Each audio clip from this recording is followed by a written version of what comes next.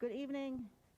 habeen wanaagsan Good evening, directors, staff, and members of the shaqaalaha public. iyo dhammaantiin galab I will wanaagsan now call this May 10th, marka May 2022 tobanka regular shirkeeda business meeting to order. waan We will wacayaa begin tonight by acknowledging that buildings within Waxaan Minneapolis doonaynaa Public Schools are inaan located within the aqeeno traditional homelands of the Dakota meeshii people. iyada ahayd ee Dakota people Minnesota ayaa comes from the Dakota name for this region, marka Minnesota Minnesota Dakota Makoche, halkaasoo translating laga to the land keenay where the water reflects the skies. biyaha cloudy iyo waters. biyaha iyo cirka MPS recognizes the original peoples of MPS this waxay place and is committed to make ongoing efforts to cunaysaa dadkii educate the meesha community deganaa about the relationship that Dakota people have to xiriirka this region, both Dakota historically people ay and la today leeyihiin as they gobolkan remain here in their home. iyo xiriirkooda waad Due mahadsantihiin to a prior commitment, Superintendent Graff will not be in attendance at this evening's meeting. marka But we garaaf do caawa ma have senior joogo leaders available either in person or virtually, marka and Ryan will help me ensure that our questions are addressed by the marka appropriate staff person. su-aalaheena dadka Please ku also habboon let the ayaa ka record reflect jawaabaya that as indicated in our meeting notice, Director Ali will be Marka, participating in this Director meeting Ali via wuxuu uga qayb interactive qaybgalayaa technology. zoomka ayuu uga qayb galayaa ma joogo hadda 14B.02. All votes taken tonight will be by roll call. marka Clerk, caawa please saasay call the roll for the noqonaysaa record. Present. dadkii ayaa la yeerayaa guddiga He's not here yet. magacyadooda ayaa la xaadirinayaa guddiga Present. Thank you. We have a quorum. marka Next, kooramku we will uu dhan approve yahay our agenda for the rest of this evening. ajendaha caawa ayaan aqbalaynaa Okay. Dr. Jordan? Oh. Thank you, Director Jordan. yoordayn baa la ilaaway oo aan imaada sheegin tiri Next, we'll approve the agenda for the rest of this evening. Agenda Director Arnott, caawa please waxaa read the weeye- approval of the agenda. Madam Chair, I'm here. calina wuu joogaa khadku ku jira Director Ali is here. Director Inns. So moved. No, Director Ali is here. Thank you. I've got a motion to move. I apologize, Chair. Thank you. Waa raalli Our ahaada agenda's been moved and seconded. Is there any discussion? hawsha bannaankan soo dhigay qof baa aqbalay qof labaad ma jira Seeing none, qof kale ma hayo Oh, yes, I actually do. qof baa haya oo Director aqbalay Cabrini. Oh, thank you. I'd like to have the contract, the arts contract taken off the consent agenda and have a discussion about that. marka It's been moved to remove the American Reading Company contract from the consent agenda. Is there a second? Second. Thank you. It's been moved and seconded. All in favor say aye. Aye. Any opposed say Aye. nay. qof kale ma Motion's been jira approved. The American Reading Company contract will be moved. Can the marka consent qof agenda kale ma jira on the agenda? hadda may maqlaysaa The consent agenda. may maqlaysaa Any other discussion? wax kale ma jira Seeing none. All in favor of approving? qof kale ma jira oo raacaya Please say aye. No, please take a roll call.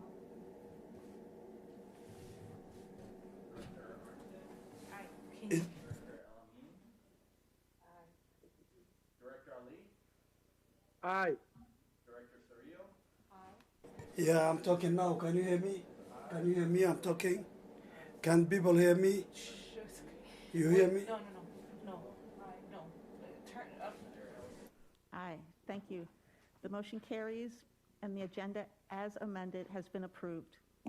Director Inns, can I please get a motion to approve the minutes before us? so moved. Thank you. The minutes as presented for the March 29th and the April 12th meetings have been moved and seconded. Is there any discussion or any corrections? Seeing none, clerk, will you please call the roll on the motion to approve the minutes? Arneson, Aye. Bellamine. Ali, Yes. Sarillo. Yes. qof kale oo maqli ma jira Yes, thank you. That motion Waa carries. mahadsan The minutes tahay. are approved. marka waa la Next, we'll burfgareeyey hear from those who minidka signed up to provide comment with us here tonight. marka caawa waa la As staff goaaminayaa projects the arrintaas speaker list and our first speaker comes to the podium, I'll remind us all Speaker-ka of the public koowaad comment guidelines. caawa wuxuu soo Our goal here istaagayaa is to hear from those isagoo who signed sharciga up in a publica fair way. raacaya To do this, we ask that each commenter waxaan begin by doonaynaa stating their qof name and kasta relationship with Minneapolis xiriirka Public Schools. Minneapolis Public Keep School la comments leeyahay within a 2-minute inuu limit or sheego 4 minutes if you have 2 interpreters. daqiiqa ayaa And we hadalka have a lagu soo timer koobayaa people can see from the podium. Keep you marka on track. dadku podiumka ayay Do ka not arkayaan mention identifiable information about individual staff or students. marka shaqaalaha inuu profanity, sheego insults, or threats. waa lagama If these maarmaan guidelines cannot be followed, I will haddii provide a warning. guideline-ka la And then soo if raaci waayo if time is needed, waqtiga loo I will baahan turn off the yahay microphone and end your comment time. microphone-ka ayaan Finally, hagaajinayaa please remember that this is an opportunity for us to hear from you. madan waa And we jaanis will not aan be responding to your moments xogta of idinku comments or haysaan questions. laydinka maqlo Abdi Rashad Adal. cabdirashaad cabaad microphone-ka imow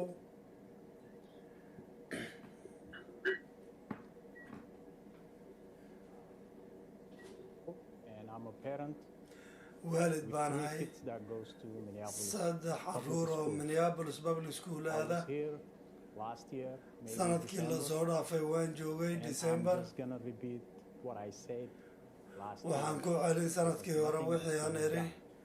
wax So I cusub have ku 3 dhaan kids that goes to 3 different schools. saddex caruur oo iskuulla to kala the duwan same baadaada time, and you can imagine how marka hard that xaalka can be. siday u adag tahay waad arki Why? kartaa Because I have been retaliated against marka for arrinta complaining waan kumbalin about my kariyey emails waa and lagu phone calls socday were not replied or emailkayga responded. telephone numberka When aan email wacay associate lama soo wicin Superintendent Brian Zambrino superdentka like it uu su-aal and uusan replied to jeclayn me ayaan and weydiiyey professionally si defended aan the fiicnayn candidate. ayuu Excuse igu me, I need you to jawaabay keep your comments general, so don't name identifiable information. Don't name names. marka ruuxa sheegin magaciisa arrinta guud sheeg Go ahead. And then I was told to marka waxaa la ii I sheegay was told to not complain about Brian Zambrino if I want my kids to go to the same school. marka iskuul And iskuul caruurtayda haddayna aadaan aan magaan Director, complain ha ku sameynin directorka layma dhihin yaa lay dhahay and then talk to Brian Zambrino. marka nicely. la hadal si I fiican oo assure la you hadal will get your kids to go to the same school. marka si fiican ula hadal baa la yidhi ilmahaada isku iskuul baan aadaynaa xaggeen joognaa The second one is arrinta labaad Director Allison, I emailed you alexan waan about ku some email of qoray the board members that have a conflict of interest. marka dadka conflict interest leh ayaan And kusoo what did email you do gariyey about it? maxaad ka samaysay And the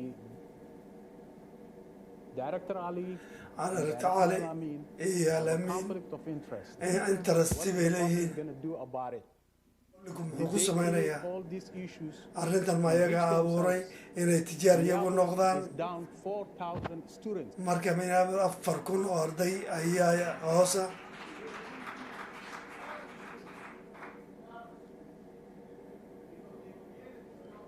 Thank you. Thank you. waad mahadsan tahay Thank you. We have other people who need to speak. ardayka dad kale ayaa doonaya inaan hadlaan Mr. Adel,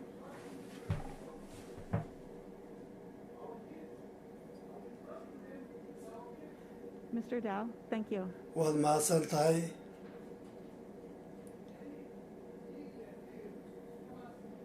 haddii media ay joogaan kaalaya waan idiin sheegayaa arrinka Thank you. waad mahadsan tahay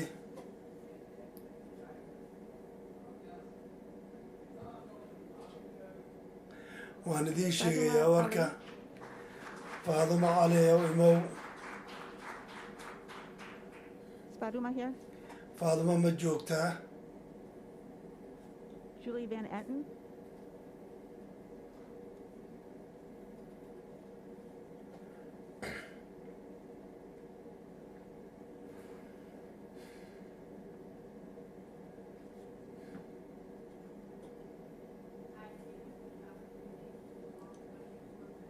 So I've been madly trying to condense things, so I'm going to talk fast. marka waan First of all, I degdegaa just want to say that I'm a 31-year-old, marka koowaad soddon iyo 31-year teacher. macallin koow iyo soddon sano ayaan ahay Special ed teacher. oo special education bara Really early learners in and ilmaha yaryarna waxbara to school and a proud Iskuullada member of the Sullivan STEAM Sullivan team. teamna waan And ka I mid just ahay wanted to say that while we know that this waxaan global doonayaa inaan reform idin of sheego schools and services is a really big ship to turn. marka arrintan But there are arrin weyn things waay that waxbarashada you can help us with right now, smaller things that would Marka really arrin impact yar baa teachers on jirta. a daily basis, make their teaching more effective and really affect the students. marka Because arrintaas oo as impressive as macallimiinta iyo everybody's ardayda resume is, saameyn ku nobody yeelan has karta taught this group of students, including us. And qof we know these arrintan students annaga ka really yar ma well. jiro Worked really hard the last couple of years marka to make ardaydan connections dhowrka with sane them lasoo here. dhaafay And they're aad bay coming u in, and adkayd this is really, really hard work. marka way imaanayeen arrintan So arrin one thing culus would weeye be is in the statement, it says that what page should it go to? On the Minneapolis page, our promise is to offer inspirational education experience. in a marka in welcoming Minneapolis environment ay for all bixiso those waxbarasho I xiise would leh just say weeyaan anything that you can do to let marka us teach. waxaan We have idin such sheegayaa great wax kastood leaders. samayn But the kartaan more, inaad noo curriculums that sheegtaan come out every year, and then you tell us how to do it.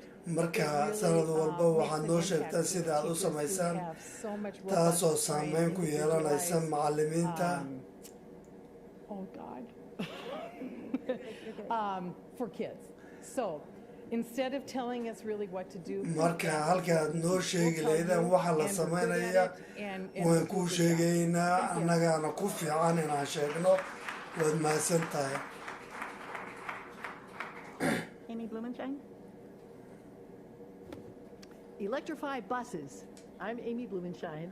marka and my aymi kids, baan ahay thanks to MPS, learned a lot and are now doing well caruurtay in the inagay next wax badan buu generation of bartay students. My adorable grandchildren. caruurtaan While not yet ayeedu old ahay enough to ayaa attend hadda wax ka school, barta my meesha family and my neighbors continue to experience diesel fumes from multiple school buses and are concerned about the kids on those buses marka and their drivers dariskayga and our iyo climate. saaxiibaday basaska Tonight, I'm xoogaa culus representing bay volunteer ka MPS qabaan task force, marka part of caawa the waxaan doonaya climate inaan advocacy ka si u organization and volunteer-gareeyo MPS, MPS a member of the groupkooda statewide coalition for marka oo transportation. xubinka We're asking ardayda for your attention to changed opportunities for electric buses.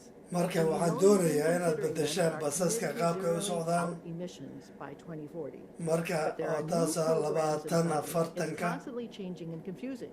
We marka want in to la make sure bedelo that you taas know oo we should mashquul budget gelinaysa Accordingly, we're asking for a meeting with the Transportation Department to Marka discuss waxaan the doonayaa opportunities and barriers gruupka around the transportationka various funding and arrimaha xagga fanka dhibka ka jira in la daboolo the EPA dhowr beri ka hor finally revealed the EPR ka hor guidelines for the $5 billion marka available for low and 5 zero bilyan emission oo dollar buses ayaa for the next lagu 5 hayay years.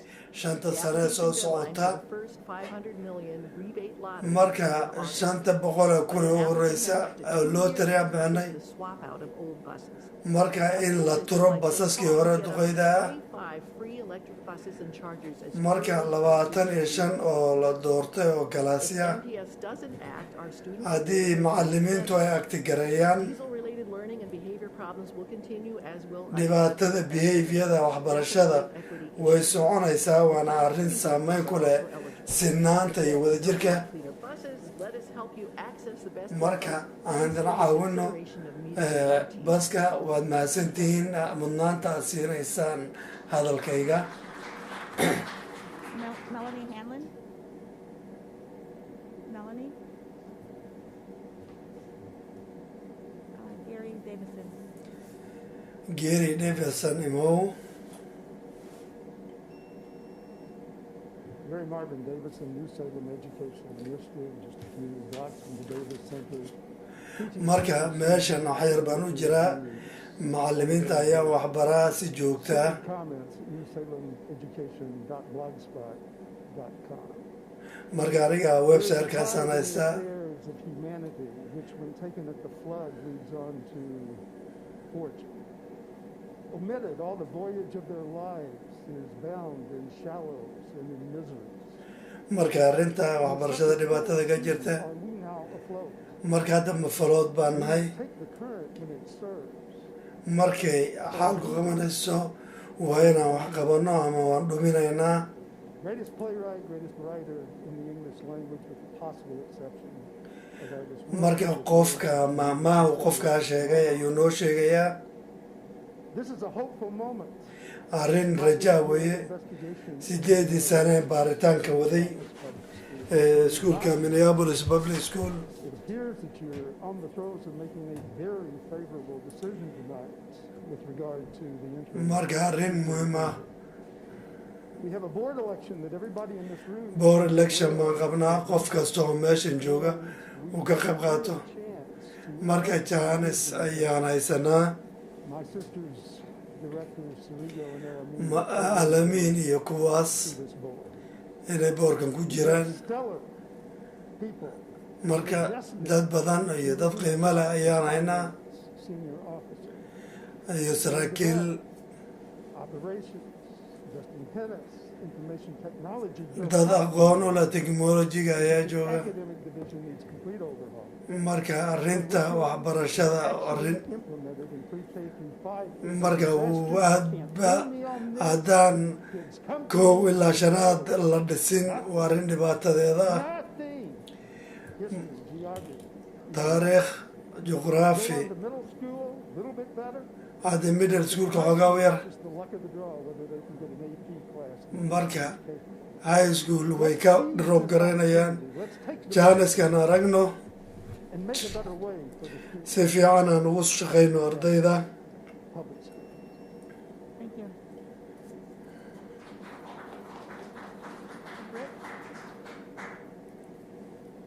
Hello, I am Dr. Britt Engroff. I'm a graduate of MPS. I'm an aniga parent. MPS baan ka qaran jabeeyey I'm a third grader. marka saddexaadna waan baraa kan waa sanadkii 8aad ee waxbarahayo Page Middle School. I want to first acknowledge that I am part of an incredible multidisciplinary team at marka waxaan doonayaa arrintaa inaan ka hadlo maanta specific to school social work positions. These cuts will greatly impact supporting student mental kalaas health kasta and saameyn bay ku yeelatay arrintan Minneapolis Public School the unimaginable these past several arrinta coverka saameyn weyn bay ku yeelatay and depressed. rajo la-aan iyo debress ayay ka dhigtay Cause of death for 10 to 18-year-olds. marka 72% of students experience 70% traumatic events with waxay saameyn bay ku yeelatay social workers play an integral role supporting students. arrinta socialka iskuulka si fiican ayay uga qayb qaadanaysaa Social workers to students be 1 to 250. marka 250kiiba hal social ayaa loogu talagalay hadda 700 waa hal ruux iyadoo budgetka la furahayo Buildings has been eliminated. What is hidden in the allocation currently is that buildings are required to have 1.0 marka building wuxuu u baahan yahay qof kasta inta iyadoo la fiirinayo populationka ardayda in la sameeyo Other schools floundering as cuts are made to these positions and in turn actually lower social work time that has been previously in place. For example, at Justice Page Middle School, we marka have one extra haddii social work adjustment time la for sameeyo middle 900 school students next year. 900 oo qof baa ruuxi kusoo hagaagay sanadka soo socda This is my 22nd year as a hadda waa 22kii sanaad ee social work aan ka shaqaynayo served in my entire career working with children and teens. marka anigoo tiin iyo ciyaal ayaa la shaqaynayay Are often the front, or school social workers in buildings are often the frontline response for students experiencing mental health crises. and marka abuse. ciyaalka mental healthsiga ee taageerada u baahan ayaa ka mid ah waxaan doonayaa Mental health positions in buildings for in students. la sameeyo caafimaadka Small note from a student. nood yar baan idinku qorayaa oo isku arday ka imaaday She explained macallimiinta ayay u mahadcelinaysaa mental health. waxay taagelisay Thank you for helping mental healthga waad mahadsan tahay sidaad ii caawiseen right here is what it's all about. marka sababtaan u joogana waa hadda caafimaadka maskaxda ardayda mar walba muhiim waaye Robert Canning Miller. Thank you. Chair, directors. Robert Panning Miller. I'm a teacher at South High. aniga rabad ballaa sawtahay ayaan macallinkahay waalidna waanahay The symbolism arrinta fudaydka ah waxa waaye with the absence of Superintendent anigoo garaaf ka maqan xoogaa culays batay waa muhim inuu maqnaado apparently decided to phone it in. wuxuu go'aansaday Come back to the Can you keep it more Point. general? Thank you. I'm sorry? No identifiable information? Just- ruuxa sheegin magaciisa Well, si guud the uga point hadal is that the superintendent and administration works for this board, right? You are in a position to marka direct the subenantiga superintendent and iyo the boorka administration. dhammaantiin intaad ka shaqaysaan waana tillaabo qaadaan hadda degmada waxaa waaye ayna qalad yihiin xaalka aad ku jirtaanba ama electionkan ama aad ku jirtaan haddaad risaan garaynaysaan mas-uuliyad ayaa idin saaran To this community, to ardayda iyo communitiga iyo iskuulka mas-uuliyad caawa haddaad doonto shaqada ka tag directing the superintendent marka mooshin samehe maamulaha guud inuu 21 milyan dollar oo extra fana iyo lacagta dheeraadka iyo meelo badan oo 22 milyan oo dollar ay iska fadhido direct them to do it. go-aami shirka gaara marka dhibaatada joojiya hadda Are scrambling. iskuulladu waa dhibaata ka jirta shaqaalaha ayaan ka tegayna Speak about waalidiinta iyo macalimiinta oo ka tegaya ayaad arkaysaa ma awoodna arrintan inaan sebtembar iyo oktoobar hagaajino pass a resolution, direct. go-aan qaata hadda kormeeraha guud tillaabo qaada That's one thing you need to do tonight. waa inaad caawa samaysaan go-aanka arrinta labaad waxaa weeye By passing a resolution, waa inaad direct the go-aan superintendent qaataan and oo administration to set the last 2 weeks of school. marka labada weeg ee dambe iskuulka inaad ka dhigtaan distance learning hadda ardayda iyo familada iyo way dhibaataysan yihiin marka iskuulladu way kuli labada bilood haddana fan iyo temporary baa lacag lagu bixinayaa baan maqlayaa Two resolutions you can pass laba tonight. resolution baan rabya inaad samaysaan dooyaan caawa thank you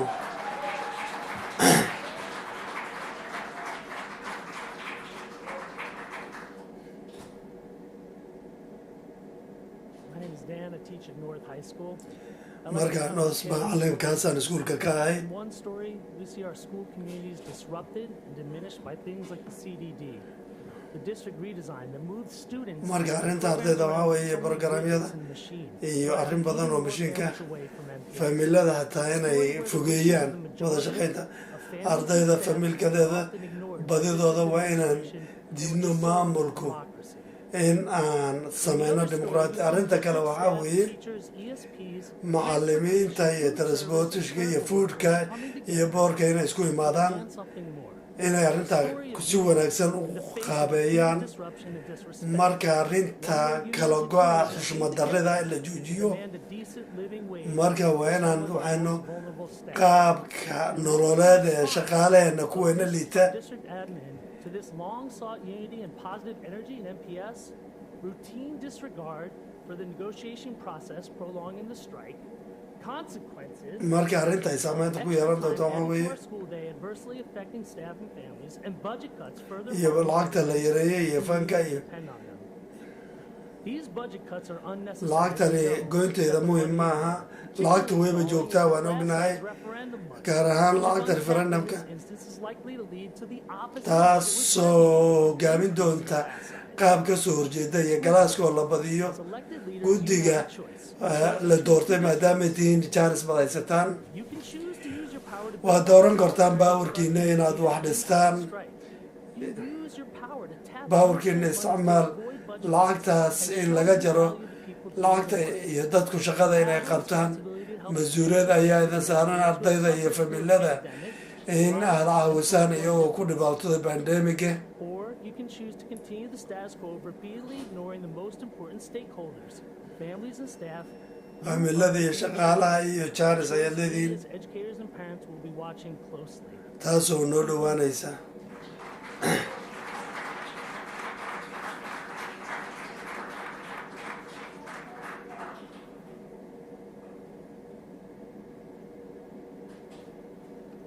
Good afternoon. My name is Ramel Cooper, and this is my first year working with Minneapolis. aniga waa sanadkii koowaad een macallin noqdo iskuulkaasaan wax ka baraa marka bajetka la gooyey ayaan doonayaa inaan ka hadlo bajetka la gooyey ee marka koowaad iyo marka labaad maanka academic inuu ka keeno dhibaato marka macalimiin muhim ayaa mar walba dhuminaynaa but 2 of our teachers laba macallimiinteena ka mid ah inkastoo ardayda ay la qorayo next year. The half-time specialist marka supposedly added to our school is coming out of their already tight budget. Nothing has been added financially. marka hadda wax lagu daray ma jiro lacag ahaan shaqaalihii iyo macallimiintii kuwii taageerayayba way tegayaan arrintan waxaan u baahannahay school social worker in la helo annaga hal section oo dhiba baan haysanaa iyo qayb kale oo ardayda kala mid oo grade kasta la qorayo oo line dhidida ka dhigay 3 jeer ka badan wixii loogu talagalay arday halkii ruuxa monk ku hadlayay uu ka tegay ee degmada qaybtii koowaad ee lacagta la jaray ayuu tegay marka annaga waxaan tegay $1 milyan oo fan ah ayaa go-aya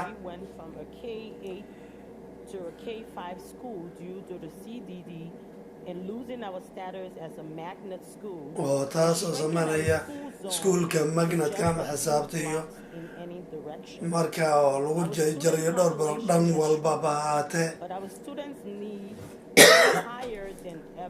marka ardaydeenu way baahi bay qabaan ka badan intii hore ay qabeen taas oo dhacaysa arrinta u dambeysay marka ardaydeenu markay dhibaato jirtay marka zaa'id bay ahayd marka taas oo ah intii ka badan waa dhammaatay marka arrinta ardayda iyo familada iyo inay dhibaatada jirto markii malaayiin dollar ay taalo biliis caabaadka annaga dhegaysta hadalka annagana caawiyana waa arrin saameyn nagu leh waa xuquuq ardaydu ay leedahay waad mahadsan tahay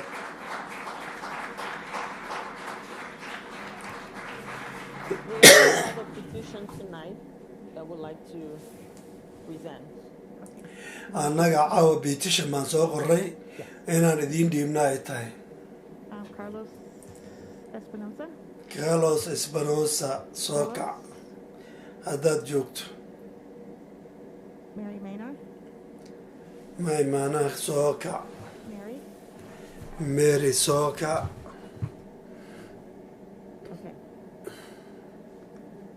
I'll keep calling names and I'll come back to her. Okay, hey Mary.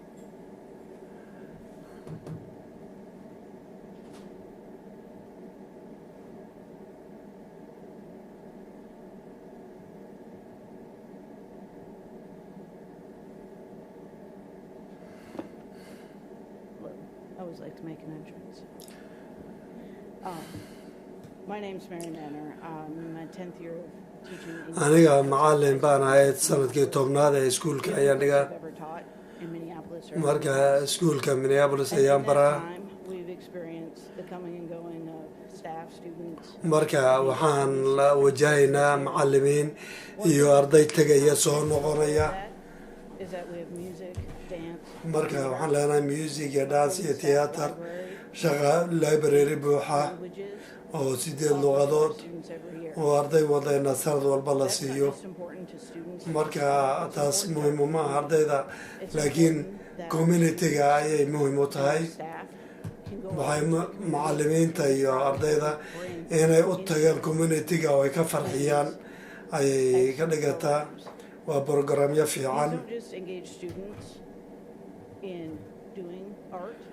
marka taas inaan muhiima siino art iyo dance iyo luuqada iyo inaan ka hagaajino weeyo taas waxay xaq u yeelanayaan inay fahmaan programkan ingiriis math iyo science marka arrintan waa arrin weyn macallimiinta fandhinka galaasyada la fangaraynayo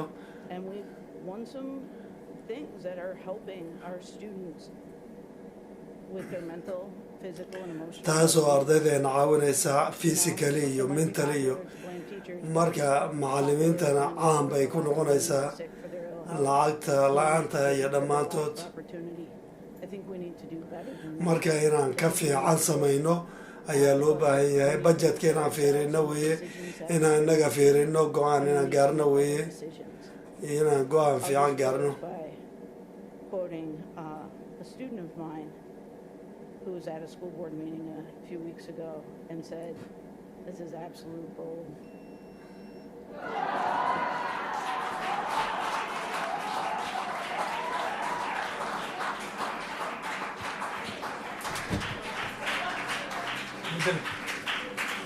Thank you, Laura.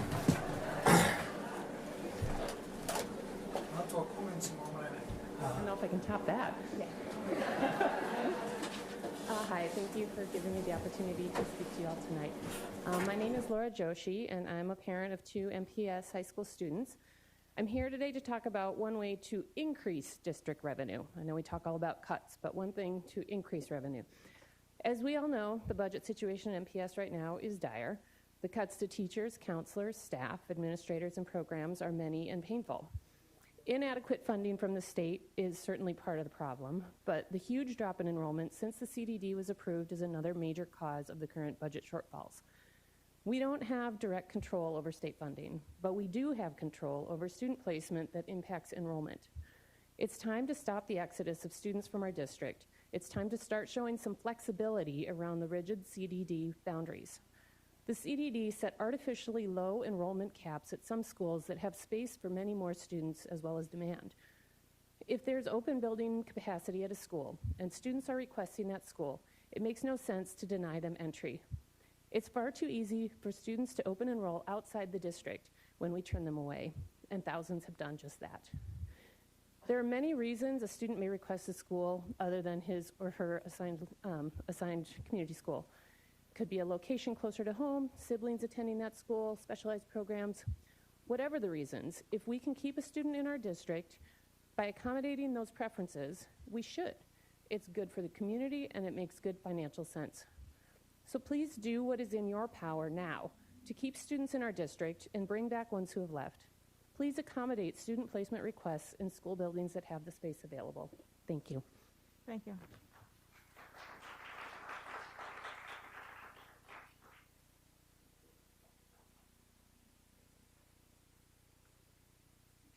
Hello.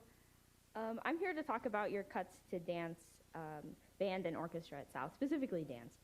But hello, I'm Logan Waugh, and I'm a senior at South High School, and I'm going to college for dance and creative writing. But where this decision began was in a small classroom on the second floor of South High, and I was a really shy kid. Getting me to raise my hand in middle school would have been a miracle, and my firm belief back then was that my body wasn't made to be anything great. And then I signed up for dance class 1 at South High on a whim. And quite simply, it made me understand that I was someone with potential, someone who was very strong, and someone who deserved to be loved. Arts at South had been hit hard enough when in my junior year we went from 7 to 6 hours, with most of the kids no longer being able to manage their challenging core classes and also artistic classes.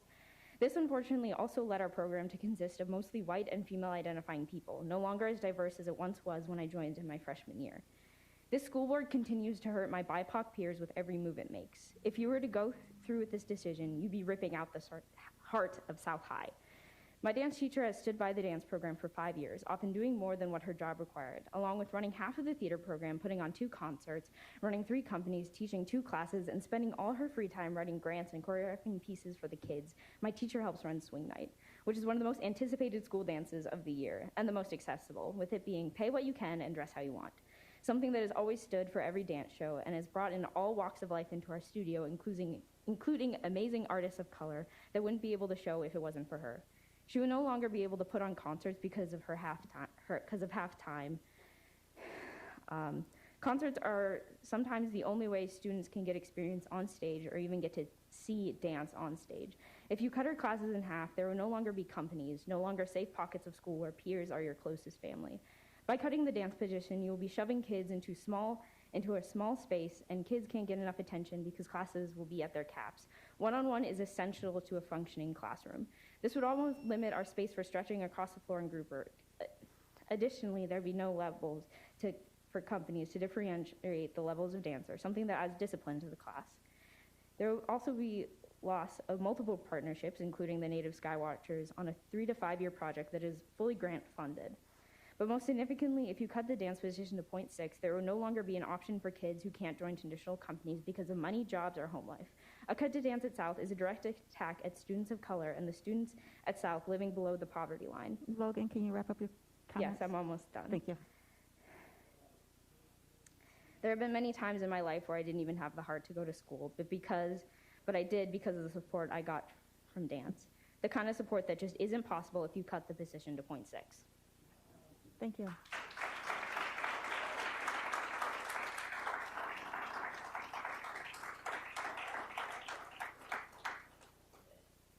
Rashad. Say good evening, school board members. My name is Rashad Turner, President and Executive Director for Minnesota Parent Union. Here to talk about the lack of transparency, but before I get to that, I've just been saddened to hear all of these comments tonight, most of them minus Logan and I believe Gary, who mentioned academic outcomes. Everything here tonight has been about adults and more money. And that's very telling because as you read articles about the financial situation of the district, this thing will be bankrupt in 3 years because we have way too many staff for the number of students that we have. So I think you all should do a better job at communicating that information so there's not as much of an information gap in our communities. What I'm here to talk about tonight, though, is the lack of transparency that we've seen as a community in the search for the superintendent, the interim selection, the school board member that will be selected tonight. So I'm here to encourage you all to be more transparent. You have partners in the community who are right now looking at you as partners. That can change to be critical friends. That can change to shutting down every board meeting because you're excluding parents. Another thing that I want to mention is that as an organization and as a community, we see you all as equals, and we expect that every board member, as well as student representatives, be treated as equals. We do not appreciate that certain directors sitting up here, to my right, that's as general I can get, have been excluded, have been treated like they are second-class citizens. They are directors who represent the community. Please respect them, treat them as equals. marka waxaan idinka filinaa in si fiican aad uga qayb gelisaan.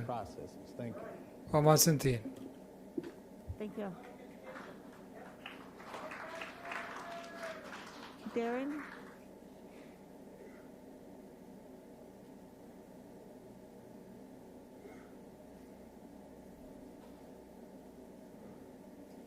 So wellness is defined as the quality of state of being healthy in body and mind. waxa wanaagsan ama waxaa lagu qeexaa caafimaadka jir ahaan iyo maskax ahaan.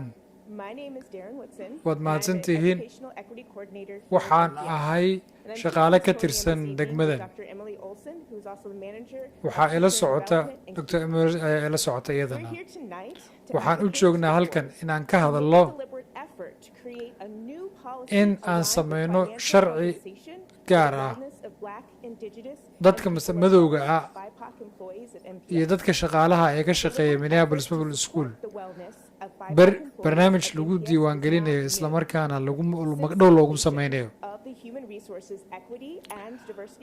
dadka hay'adda shaqaalaha ee ka tirsan Minneapolis Public School waxaa la helay in badan xaalad adag inay la kulmaan dadka madowga ah ee ka shaqeeya degmadan iyagoo lagu sameeyay midabta koor iyo nacayb. sidoo kale dadka madowga ah ee ka shaqeeya meeshan waxaa la rabaa in loo sameeyo goobo ay ku nafisi karaan. marka waxaad hadda haysataan boodhka haddaad tihiin meel aad wax kaga qabataan hawshaas iyada oo markaasna la fiirinayo fursado lagu sameynayo magdhow dhaqaale oo ku saabsan dhibaatada loo geystay dadka madowga ah.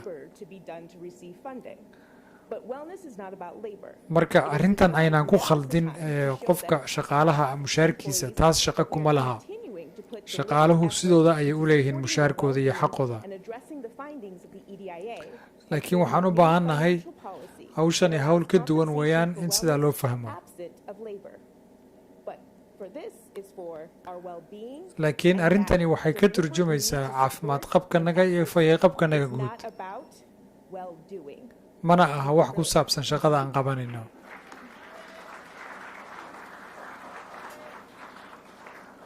Kim Ambers. Kim. Bill English.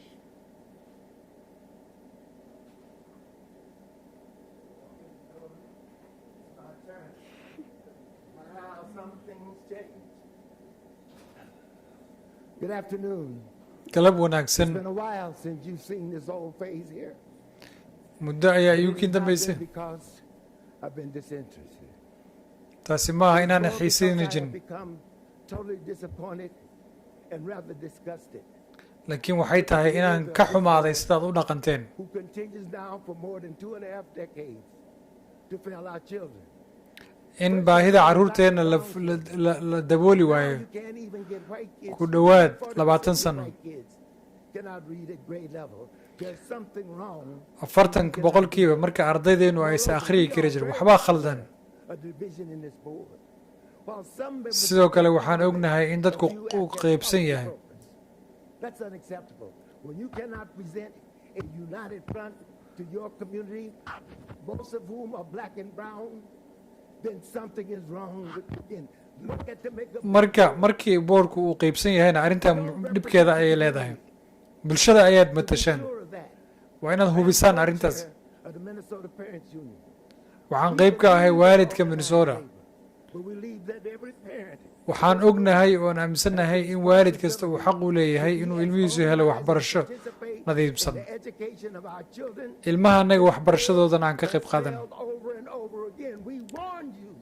Marar badan ayaad niyad jebiseen. An interim superintendent whose history of failure is well known. I'm not attacking anyone. Marka haddana ma doonayno inaad noo keentaan superintendent aan ognahay And you don't see in that you could be horay guulo uusan u gaarin. So I'm going to say this to you.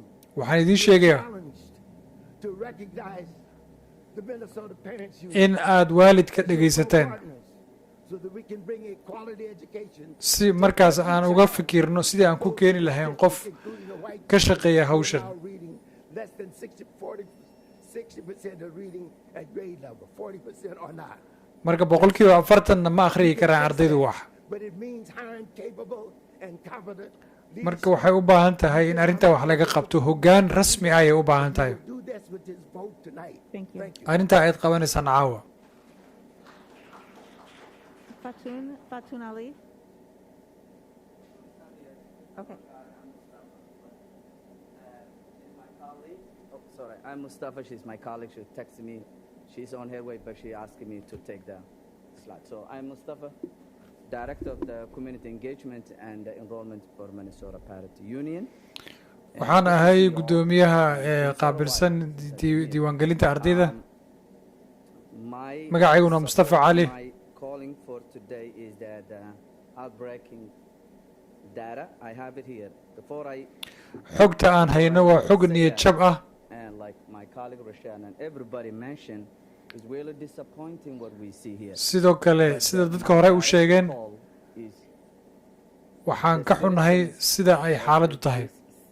Beloved city who also failed their responsibility as Sidoo kale dadka degmadana way iyagu laftooda way gafeen mas'uuliyadda ay lahaayeen way gabeen. to have to get up and vote. Dhammaanteen waxaan xaq u leenahay inaan codayno. Fourth generation, my family, none of them have ever had opportunity to go up there and cast their vote. But I do. My dad never had a chance, I do. Ma jiro cid macnaha qoyskanaga wax vote garayn kari ma jirin aniga ayaa ugu horeeya. We have a right, our kids get better education, but before this vote, we are the problem because we create them. Annaga ayaa mushkiladda sabaynay. If you don't want to vote, you don't have right to complain. Haddii aadan codaynaynin Get up and vote and change the system. waxba ka bedela systemka. That is where you lay your power. That's where you have a power. Marka codkiinu isticmaala. We're being picked from each other. Everybody wants something, but still you have subgroups and their own self-interest. marka qayb iyo in la qaybiyo ma aha waxaan u baahannahay inaan midowno qoysaskeenna iyo xaaladeenna waa inaan aan horumarino marka kadibna waa helinaa wax kastaan u baahnay midda labaad waxaan hayaa xogta Minneapolis Public Schools ardaydu way ka tegayaan waan idinla qaybsan doonaa xogta aan hayo ama dhaatadaas waxaan haysanaa 85% ayaa lagu bixiyaa budgetka staffinga marka saasay cillad u jirta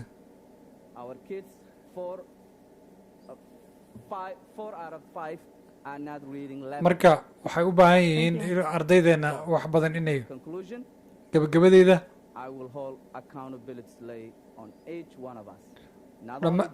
dhammaanteen waa inaan mas-uuliyad qaadano waa inaad go-aan ka qaad Robert Walzer. Robert. Al Flowers.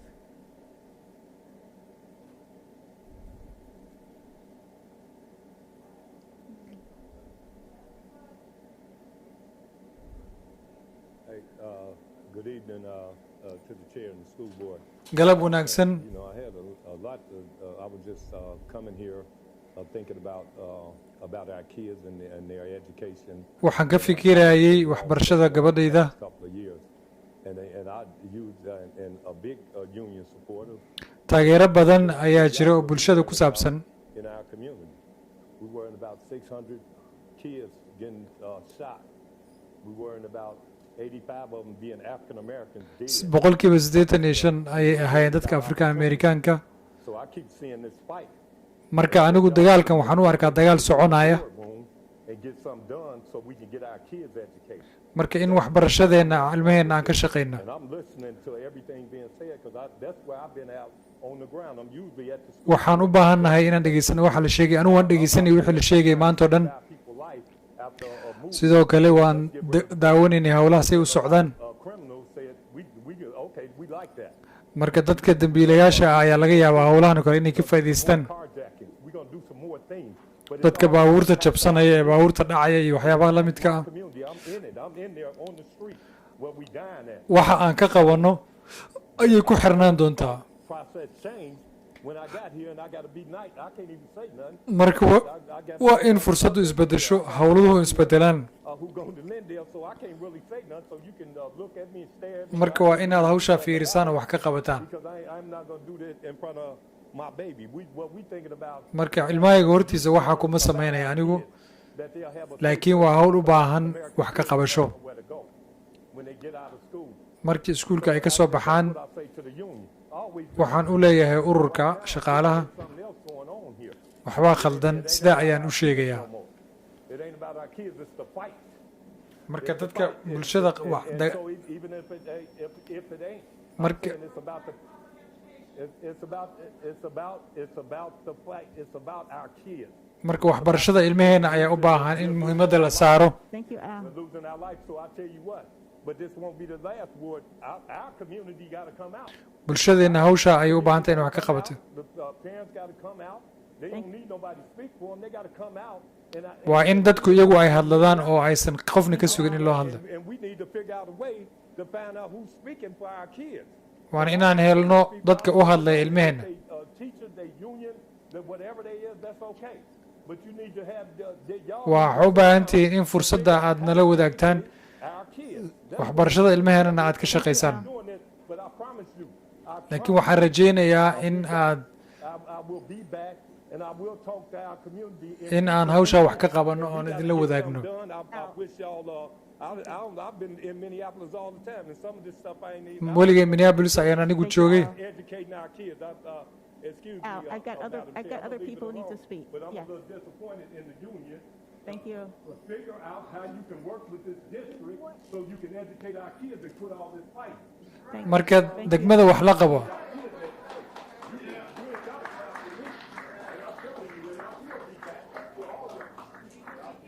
Elia? Aaliyah Pollard?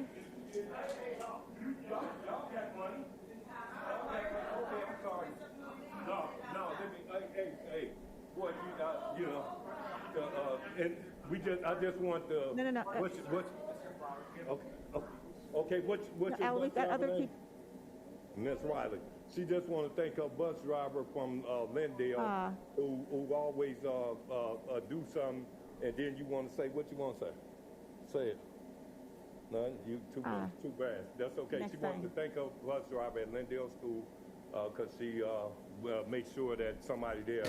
waxay u mahad celinaysaa gabadhayda macalinka ama baska darawalka.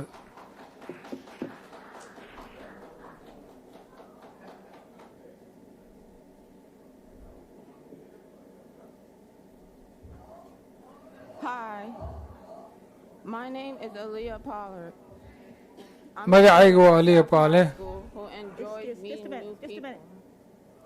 But sometimes I don't usually leave outside my comfort zone. Being in the dance and music programs have taught me. waxaan ahay arday dhigta iskuulada Minneapolis. waxa aan maqlay in la jarayo budgetka gaar ahaan barnaamijyada muusiga iyo waxyaabaha la midka ah. marka anigu waxaan rabaa inaan idiin sheego inaan ahay arday hawshaas maaragtay ka naxsan oo dhibsanaya.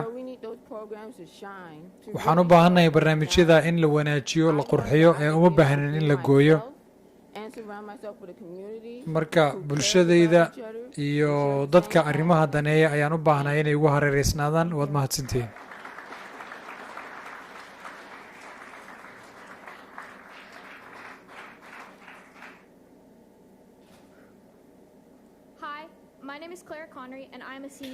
magacayga Claire Connery arday ayaan ahay dhigta iskuulka South High.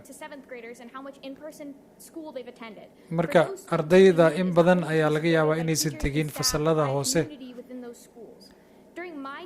intii aniga aan ku jiray iskuulka South, dadka ugu fiicnaa ee wax noogu taray badnaa waxay ahaayeen macallimiinta dhiga barnaamijka muusiga. marka mar kasta oo wax la jarayo waxay tahay barnaamijyada in la jaro ugu fiican ardayda ugu waxtarka badan. arrintaasi arrin fiican maaha. arrin waxay ahayd ii sahashay inaan ka qayb galo waxyaabo badan, dad badan aan xiriir la sameeyo. marka waxaan u baahannahay arrintaas in wax laga qabto. fursad ayay tahay arrintaa inay siinayso. fursad ayay siinaysaa bulshada oo dhan, iyo weliba iyada oo macnaha de magaalada Chicago iyo Minneapolis farshaxmaystayaasha ku hareeraysan ay wax kala qabaneen howlahaas. marka arrinta ku kalifaysa ardaydu inay aadaan iskuulka South, waxyaabaha ugu horeeya ugu xishaan waxaa ka mid ah barnaamijkan muusiga. marka arrintaas ayaa laga yaabaa inay saameyn u yeelato diiwaangelinta ardayda oo weliba laga yaaba inay hoos u sii dhacdo. marka barnaamijyadaas lacag la'aan haddii aan loo helin miisaaniyad ma soconayaan. marka boodhka waxaan weydiisanaynaa in ay kordhiyaan lacagtaas, korna u qaadaan, iyada oo laga howlgelaya dadka ardayda hadda imaanaysa iyo weliba kuwa sii dhiganaya. waa mahadsantihiin.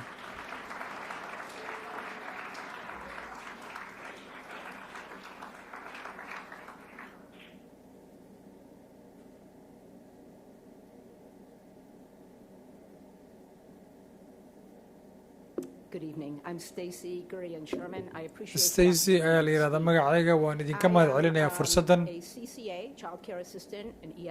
waxaan ahay kalkaaliye arrimaha carruurta. sidoo kale waxaan qayb ka ahay guddoonka urur shaqaalaha. sidoo kale waxaan ahay macallin. wax badan ayaan ka ogahay arrimaha tabarucaadka iyo garantiyada. waxaan rabaa inaan idiin sheega haddii go'aan khaldan aad qaadataan, dadka qaba unionka ee dharka buluuga way ka tegayaan shaqada. waxaadna arrintaas wax dhimaal weyn u noqonaysaa dadka fursaddan geliyey wakhti badanna inay u qabtaan. and your words. waxaan rabaa inaan ka hadlo nambaradiina iyo tiradaad sheegteen There was a presentation made to this board waxaa jira soo jeedin la sameeyey ama bandhig for COVID. ku saabsanaa arrimaha xanuunka covid-ka It's in your own PowerPoint presentation. lacag malaayiin ayaad sheegteen The bulk of that PowerPoint was lacagta inta badan aad sheegteen $160 million $160 milyan oo ka mid ah of the 92 line items that were on 5 slides in oo that ku qornaa 5 slide oo ka mid ah stands out as presentationkiina the largest and the least detailed. waa midda 74 million and program copies 74 milyan purpose of in la jarayo and maintaining iyada oo la sameynayo in lagu haysanayo ama lagu kiilinayo lagu kaydinayo shaqaalaha oo lagu haynayo arrintaas anigu wax badan ayaan ka ogahay proposalka in la qoro anigu waan aqaanaa arrimaha garantiga iyo waxyaabaha la mid ah aad ayaad u nasiib badan tihiin haddii 80% aad isticmaali kartaan wixii laidiin soo diro dan 261 milyan la idin siin iyo lacagihii la idin siinay dhabarkayga waxaa ku qoran dhammaan lacagta in loo isticmaalo dadkayga ardayda iyo qoysaska oo dhan marka waxaad rabtaan in aad hadda aad dhaqan gelisaan contractiganaga marka ma aha arrintaasi arrin aan anagu ku diidanahay waxyaabo kale laakiin waa arrin aan ku doonayno in wax lagu hagaajiyo degmadan fadlan si saxa uga qabo lacagtaasna u isticmaala sida saxa waxaanan ahay in aanan ahayn arrin suurtagalan ahayn in koronaha uu sii soconaya waan ognahay waxaan rabaa inaan kusoo gebagabeeyo in koronaha dakhligii lagu helo uusan sii soconin laakiin degmadu lacag badan ayay bixinayeen oo isticmaalayeen waa mahadsantiin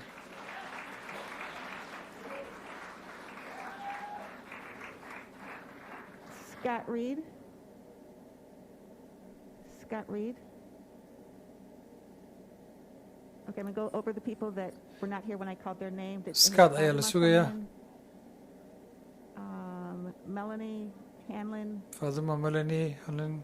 Carlos Espinosa. Carlos. Kim Ambers. Kim Ambers. Scott Reed. Scott Reed.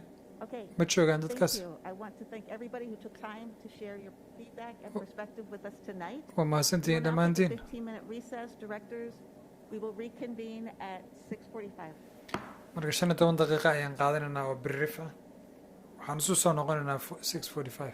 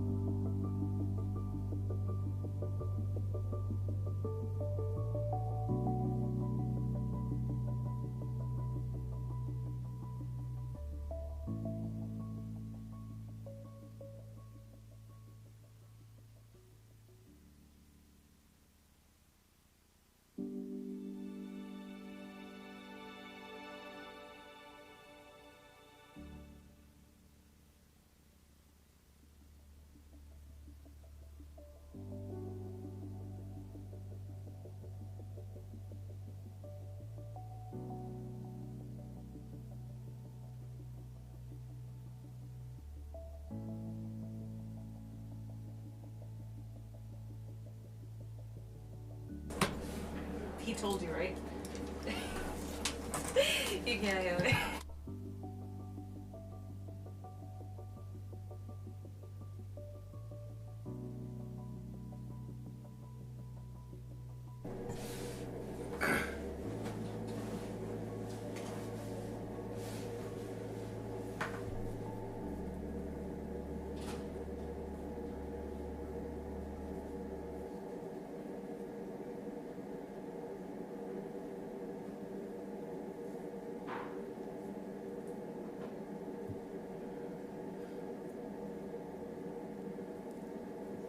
Thank you, everybody.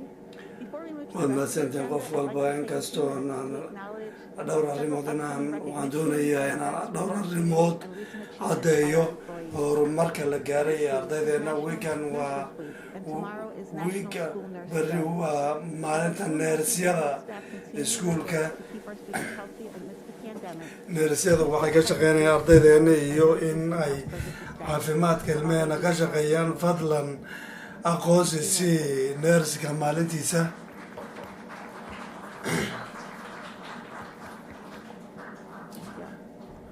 May is Asian Pacific American may Day. waa maalintii eeshiyaanka maraykanka waa horumarka ay sameeyeen basifika iyo ay horumar sameeyeen qeyb waxaa ka mida dhaqanka maanka oo la xusi doono may 18 baa la waxayn doonaa ocean middle school ayaa lagu qabanayaa shaqaalaha iyo community way ka qayb galeen may sidoo kale american indian ayaa lagu xusaa taariikhda waxbarashada american indianka waxaa ka mid ah in dhalinyarada la dhiirigeliyo arbacada may 18 toddobada iyo barka marka dad MPS ka qalinjabiyey ayaa lumudna lagu siin doonaa oo Oxford University galay May 6 marka kuwa iyaga keeska la dhahayo jamcada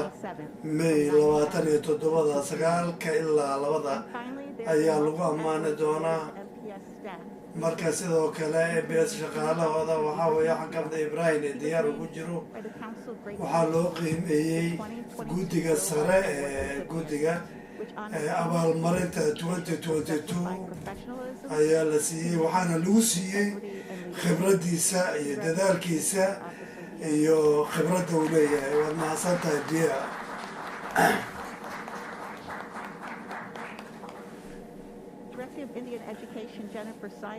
marka waxbarashada waa qofka Minnesota Education oo sanadka ayuu ku horumar galay sanad walba horumarka ruuxa ugu wanaagsan ayaa la siiyaa shahaadadaas hambalyo Jennifer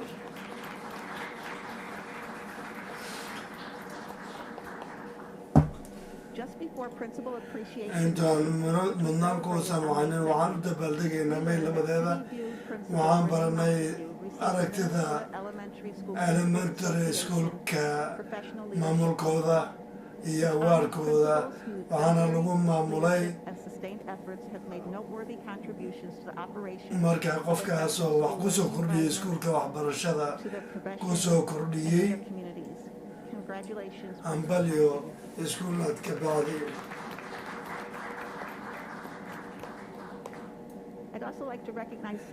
waxaan doonayaa dad kale oo macallimiin wanaagsan oo shaqada ay qabtaan hambalyo lagu sameeyey maalinta mahadcelinta macallimiinta loo waxaynayo laba macallin ayaan doonayaa inaan magacaabo xagga waxbarashada horumarka gaaray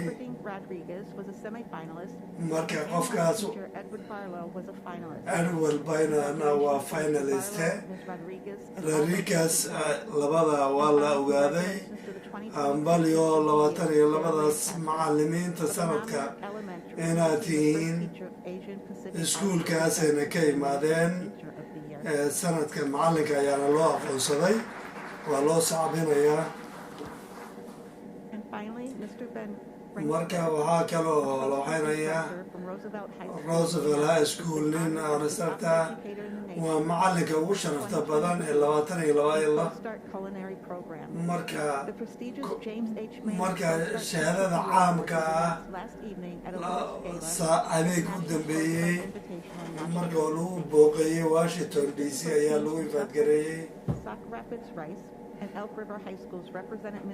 marka kuwaasoo Minnesota matalaya maamulka iyo waanbalyo degree shahaadada sharafta la siiyey way ku mahadsan yihiin. Our next item is the presentation and the first reading of the 2022-2023 school year budget. marka lacagta 22-23 ayaan ka hadlaynaa marka senior finance officer Ibrahim Dian marka fadlan khudbadda akhri markaad uu soo jeediso ayaa su-aalana lagu weydiin doonaa.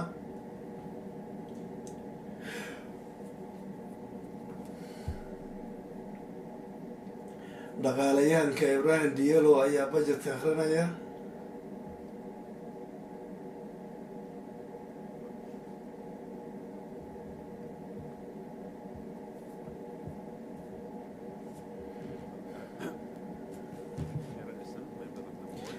Jaralsan guddiga dadweynaha bannaanka ka dhagaysanaya shirkeena waad mahadsantihiin inaad isoo dhaweysaan.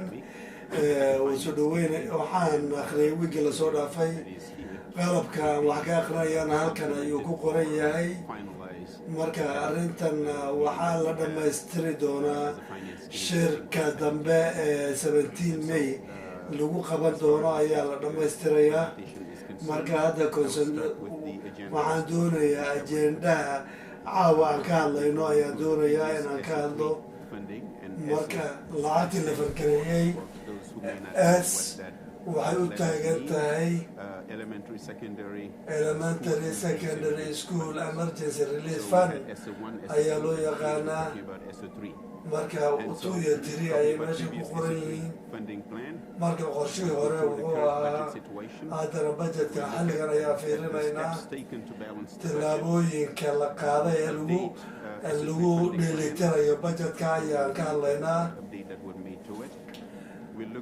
waxaan fiirinaynaa S3 lacagtooda iyo lacagta meelaha lagu cufay qaabka qorshaha inagoo waafajinaynaa shuruucda aan haysano marka qaybta u dambeysana waxay noqon doontaa FY23 budgetkeeda iyo waxa lagu qarash galan doono marka mid kasta waxaa ku xiran faahfaahin boorka buuggooda attachmenti ama buug waa ku xiran yahay marka budgetka hay-ad kasta laga gooyey ayaa ku qoran guddiga shaqaalahana inta ayay la joogaan wayna qaybaha hay-adaha ay qaabilsan way fiiriyaan waana la hadlalay waana u faahfaahinay iyo waxa saameyn ay ku yeelan doonto way ogyihiin caawa way joogaan haddii ay su-aal qabaan oo arrinta departmentigooda ku xiriira way weydiin karaan.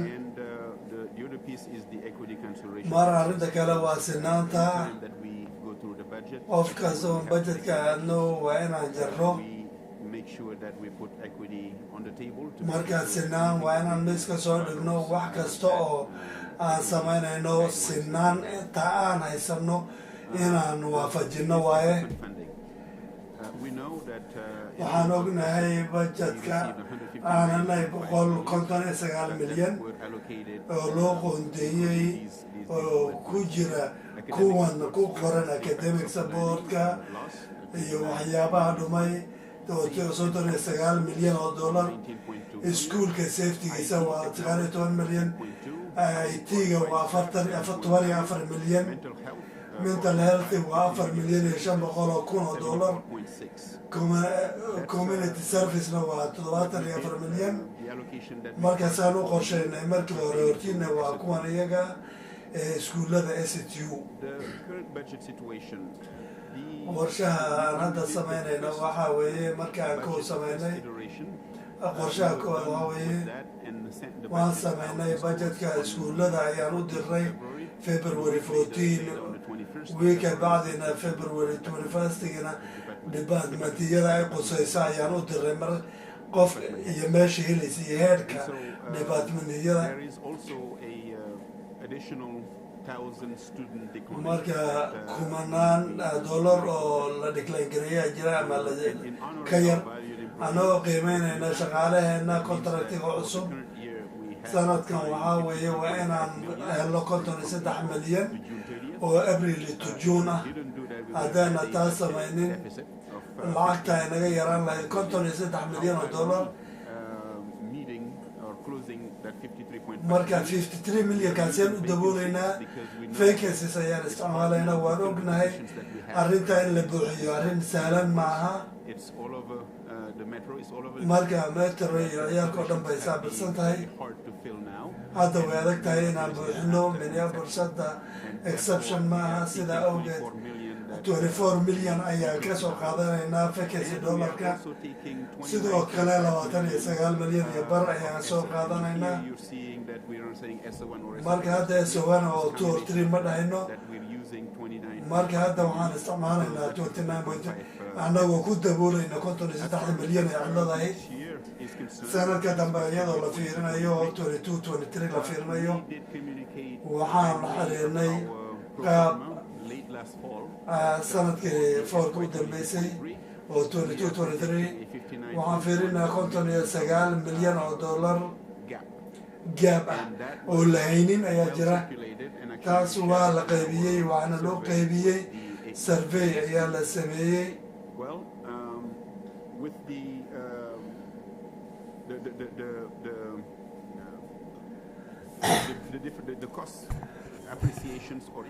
marka lacagta kooska dheeraaday waxaa waaye eed aragtaan waxaan ku darnay 27 milyan ayaan ku darnay taasoo ka dhigaysa 86 milyan sidii 22-23 lacagta maqan intaasay noqonaysaa hadda miiska waxaan haynaa inaan daboolo marka dollarka aan hayna waxaa weeye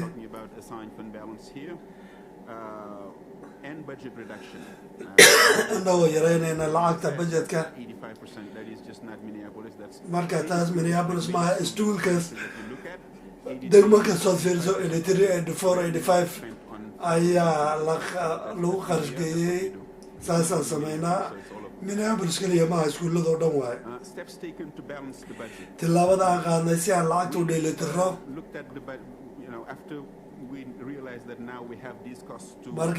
markaan aragnay inaan arrintan inaan dhammayno iyo gaabkan aan daboolo inay tahay waa inaan budgetka hortiina ka sheegno taas macnaheedu waxaa waye inaan sidan arrintan samayno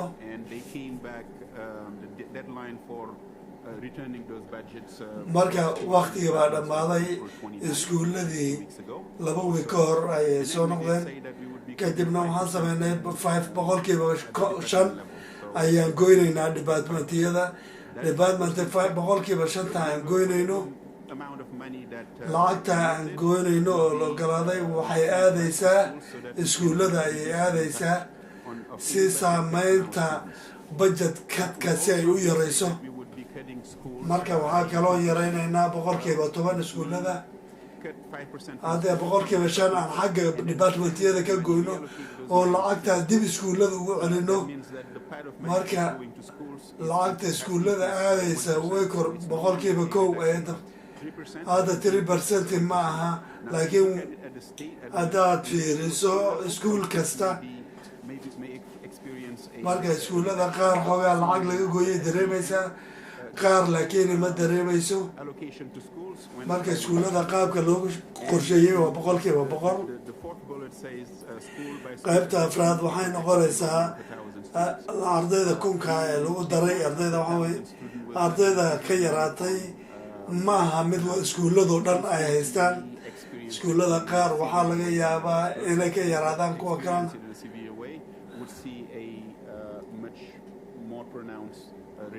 marka go-itaan weyn bay dareemayaan ilmaha kuwa uu koro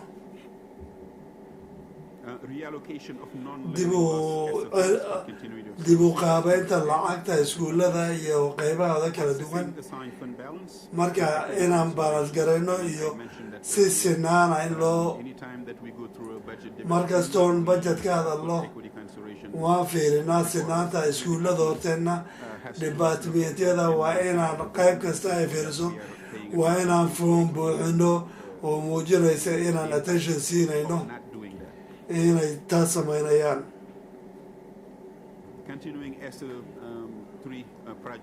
markaas projectiga annagoo si wadna 20% oo dhinac la dhigay dhuntay isku mandate-ka isaga ee federaalku ay rabaan waa 39.1 milyan oo dollar marka xisaabta oo kale horumarka khibradlayaasha macallimiinta wax akhrista middle schoolka macallimiin iyo kuwa kale ilmaha caawiya interventionka ugu yaraan iyo ardayda madowga iyo kuwa homelesska iyo ilmaha kale inay caawiyaan taageero loo helo arrinta kale aan doonayno wasi wadayno waxaa weeye contractiga aan samaynayno arrin aan dareemayno inay sii socono hadda waxaad moodaa inay soo socoto waa 2,500,000 dollar marka 125 milyan oo marka lacagta dheeraadkeenayna waxaa weeye waxaan u isticmaalaynaa inaan ilaalino shaqaalaha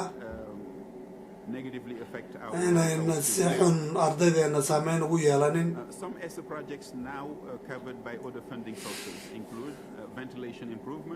ventilationka haddii la hagaajiyo technologyga oo kale mental healthiga oo kale macallimiinta climatka ardayda timingada la waxeeyo oo kale iyo hoggaanka ardayda hal waxaan doonayaa inaan ku daro halkan waxaa waaye waa xiriirka macallimiinta marka waxaa loo iskajilgariyay in la yareeyo laakiin hadda ma yaraynayno waan fadgaraynaynaa 1,100,000 dollar weeye qaybta labaad baana kaga hadli doonaa marka meelaha qaarkood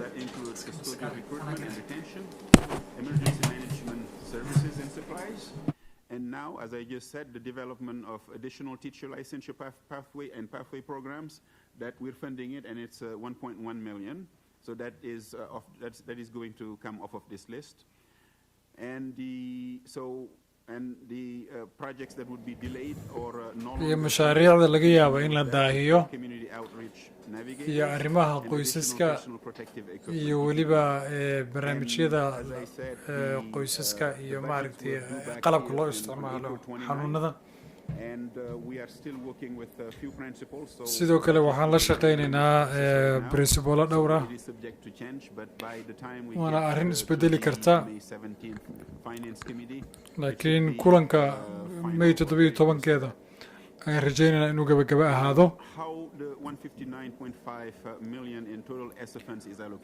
159 milyan ee dhaqaalaha 31 milyan waxay u dhigan tahay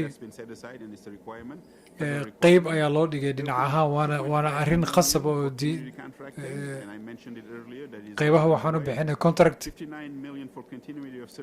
59 milyan waxaa loo bixiyey sii wadida adeegyada 56 milyanna waxaa loo bixiyey adeegyada in la sii wado 2013-2014 sana dugsiyeedka Capital plan adjustments. Due to enrollment losses, MPS is projecting markii maadaama uu maaragtay lagu jiro xaalad kala guur ah iskuullada Minneapolis waxay filayaan in diiwaangelinta ardaydu hoos u dhac weyn uu ku yimaado marka haddii ardayda diiwaangelinteedu yaraatana macnaheedu waxay tahay in dakhliguna uu yaraanayo marka 70% deydana lagu leeyahay waa inaan 10 sano ku bixino not exceed 15% of our general revenue. in aan isla markaana aanan ka badinin We are very close to that 15. And as boqolkiiba revenue 15 goes down, then we would be dakhliga. bumping against that ceiling. That's why we have marka waxaad moodaa hadda in hoos u dhac uu some jiro reduction in our capital plan.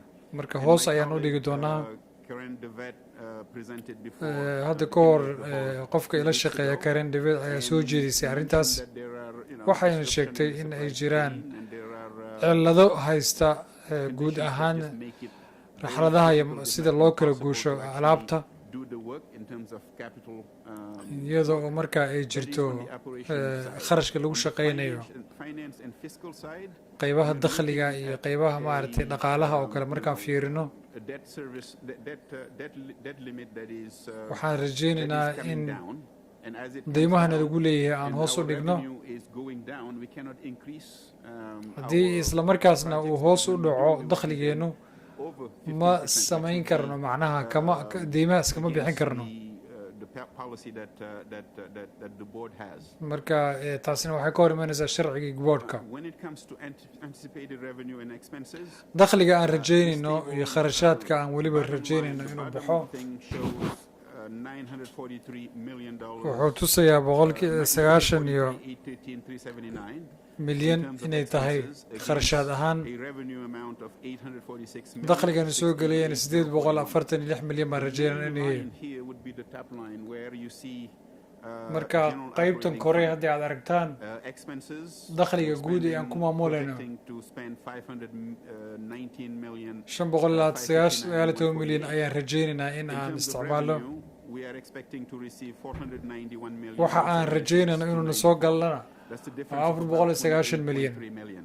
28 milyan ayaa u dhexeeya labada dhinac Other funds like haddii aad fiiriso is constant. garantiyada ama dakhliyada kale ee helayno We see a decline of 1.7 hoos u dhac ayaa iyagana jira qiyaastii 1.7 milyan we see a decline of 1.2 million. sidoo kale adeegyada bulshada hoos u dhac ayaa jira iyagana Our expenses are much higher. marka waxaad arki kartaan kharashaadka naga baxaya inay ka badan yihiin dakhligan soo gelaya We'll need to do reduction in expenses because marka waxaan u baahannahay in aan kharashaadka hoos u dhigno be the revenue budget and the expense budget. marka labadaas We can reduce budget waa inaan hoos u expenditures, dhigno an option that we have, or increase revenue. ama inaan kor u qaadno dakhligana soo gelaya Comes to that, but it is still an marka maadaama oo dakhliga hadda aanan kor u qaadi karin we do have a finance waa inaan hoos u dhigno kharashaadka committee, and we plan on bringing the resolution waxaan rajaynaynaa in aan keenno before the committee. gabagabadii kulanka inaan soo bardhigno budgetka guddoonka Board meeting on June 14th. juun 14keeda waxaa jira board meeting Reading of the budget. So waana that's what I have. soo jeedin If there are doonaa any questions, I'll, intaa ayaan rabay inaan sheego qofkii su-aal qaba waan ka jawaabaya waa mahadsantihiin and members of the board. Thank you. Thank you very much. Waa mahadsan tahay. Directors, if you have any questions, please hit your request to speak button. Director Inns. Director Enz su-aashaad maxay tahay Thanks, Chief Job. Chief Job waa mahadsan tahay Question, or on slide 9, the financial summary. qaybta sagaalaad meesha aad kaga hadlaysay arrimaha dakhliga 59 milyan lagu sheegay in lagu soo wada adeegyada And then 56.4, 23, 24. sanadka 2003 That represents like staff salaries for the most part. Is it marka dakhliga ma dakhliga mushaaraha ma kharashaad shaqaalaha la gelinaya maxay tahay It is staff salary both at central office and at schools. marka just marka waa dakhliga shaqaalaha lagu bixinaya is it whatever the percent is for schools?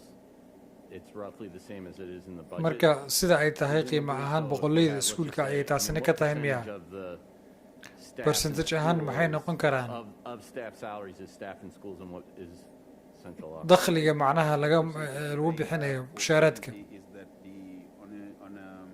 in terms of percentage, the majority of these si u badan yihiin going to schools. iskuullada ayay noqon doontaa iskuullada ay lagu bixin And then, doonaa what happens in 24-25?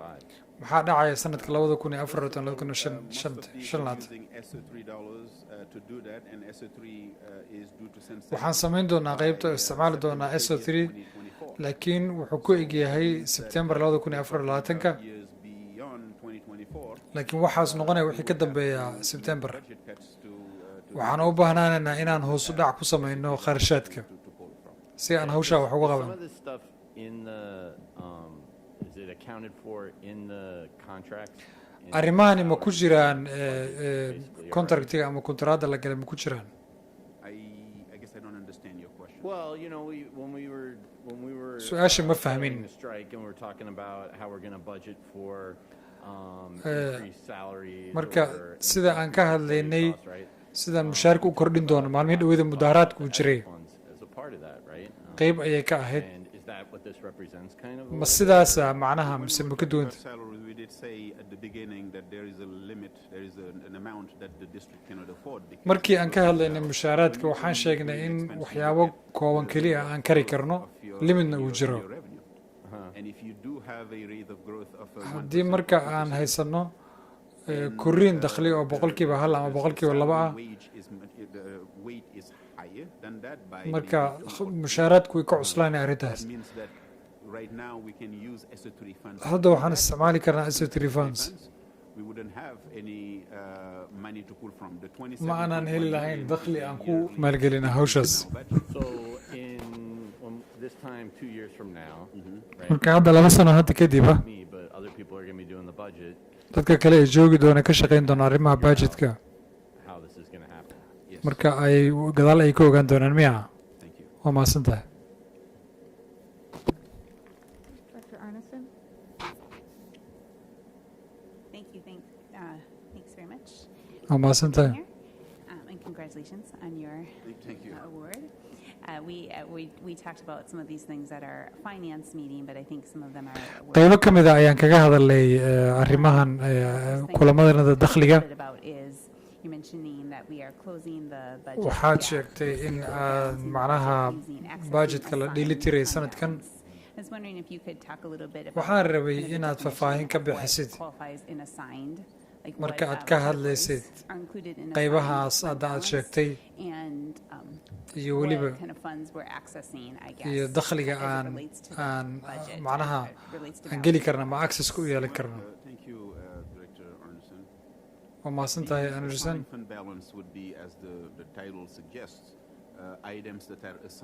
qaybaha macnaha hadda aan sheegnay sida uu mawduuca ka muuqdaba waxay noqon doonaan sida loo qoondeeyey. tusaale ahaan waxyaabo si gaara loogu qoondeeyey in lagu qabto. sidoo kalena waxaa laga yaabaa inay jiri karto fursado ka yimid macnaha aftiya la qaaday iyo waxyaabo la mid ah.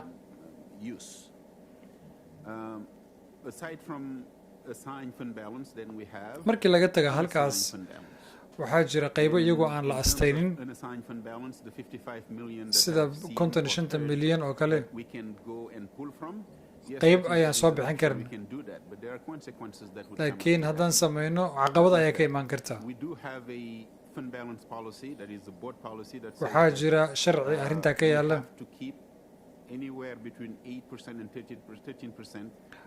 uu sheegaya in aan haysano 8%, 13% in uu noo yaala dakhliga sanadkii horena soo galay. haddana 8 ayaan ku dhownaa. marka hadda ayaan soo dhowaanay aadna waan u dadaalnay. 8.4 ayaan maraynaa. haddii aan lacag ka soo bixinno oo ka duwan sidii loogu talagalay waxaan noqonaynaa inaan hoos u dhacno. haddii aad fiiriso boonka qoladan ka haysanno waa AAA. waxaa jira sidoo kale AA inaan ka haysanno. negative ayuu ku jiray kharashaadkeena in muddo 3 sano ah.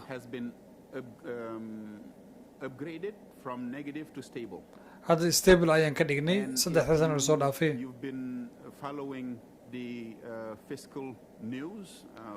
haddii aad la socotay xaaladaha jira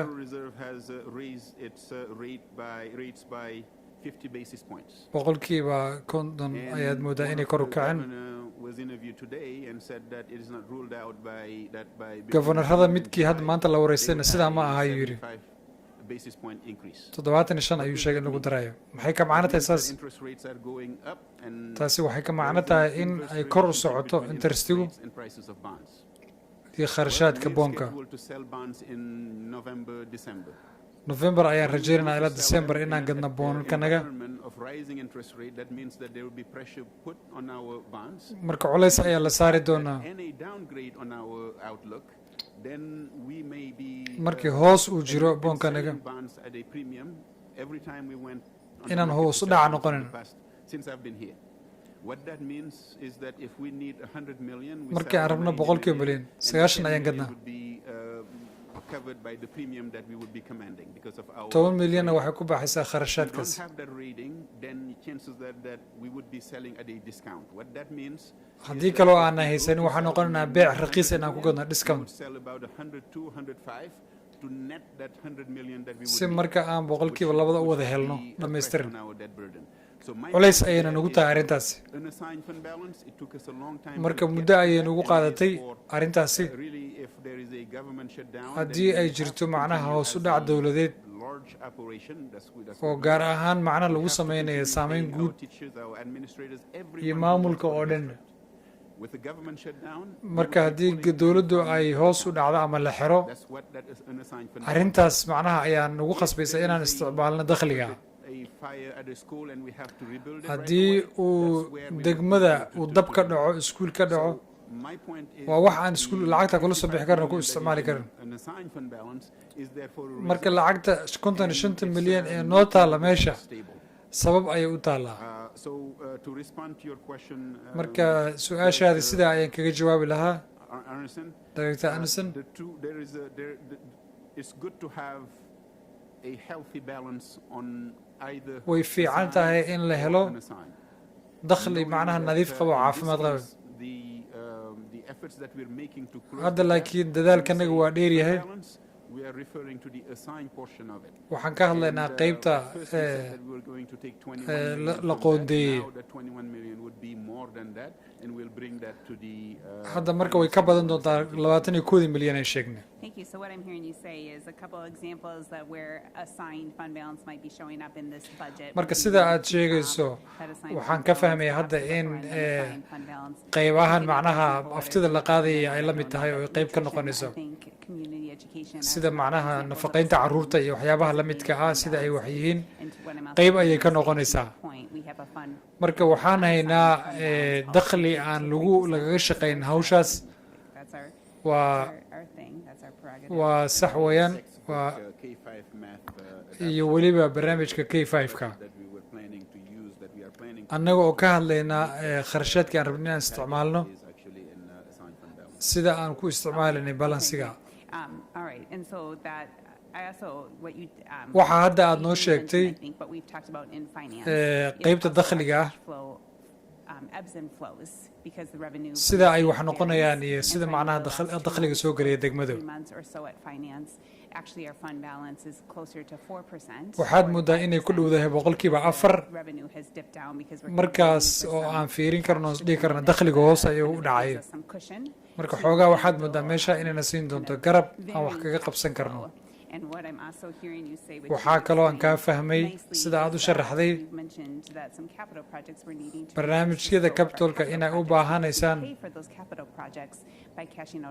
boonka inaan iibino oon ku bixinno haddii marka aan lacago badan ka isticmaalno in kharashaadkaas uu culays ku imaan karo sida air conditionka iyo waxyaabaha la midka ah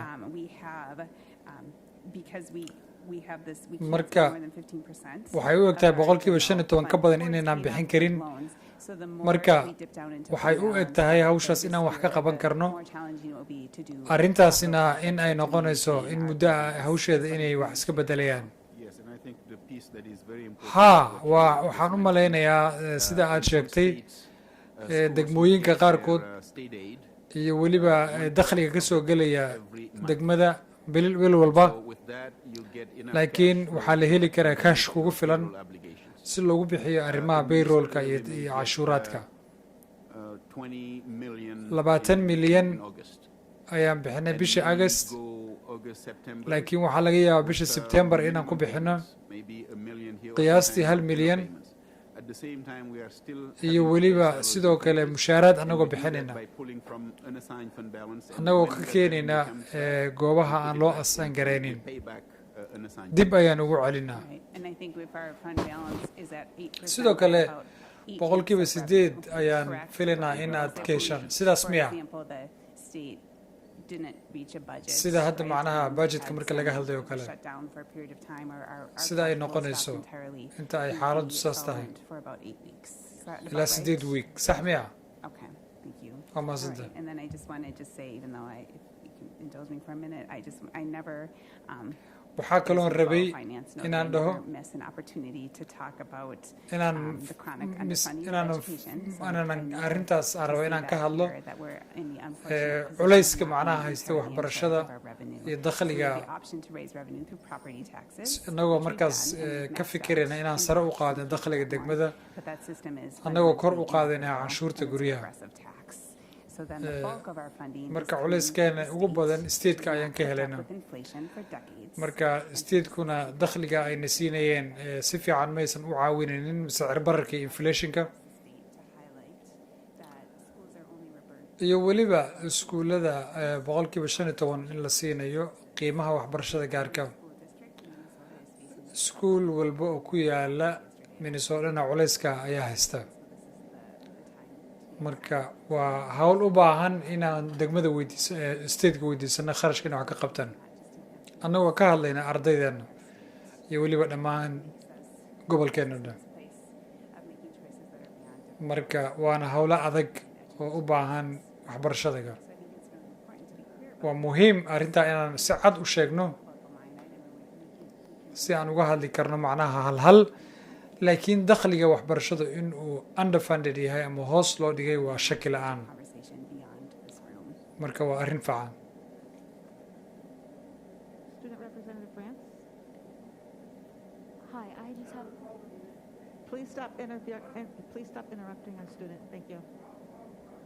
ardayda akhlaqa gelinina I have a question about previous SR3 funding plan on page 3. waxaan su-aal ka qabaa dakhliga SFN ee pageka 3 Qualified staff. I just want to know. sida ay ugu qalmaan arrinta shaqaalaha sida faahfaahin ayaan uga baahnaan lahaa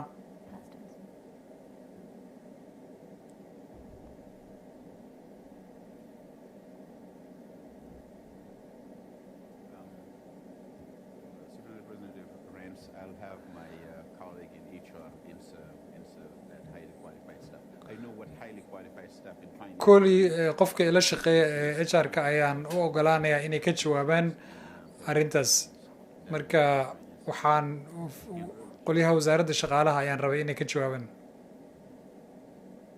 For page 3 for the category highly qualified staff. qaybta 3 ayaan ka hadlaynaa Category cover. waxa ay hoos tegayso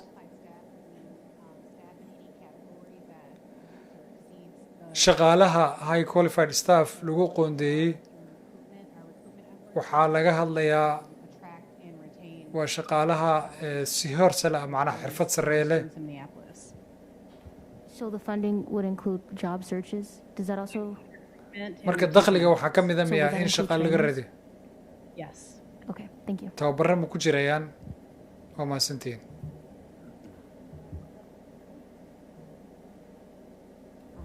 Thank you, Chair Ellison. Thank you, Senior Officer Giap.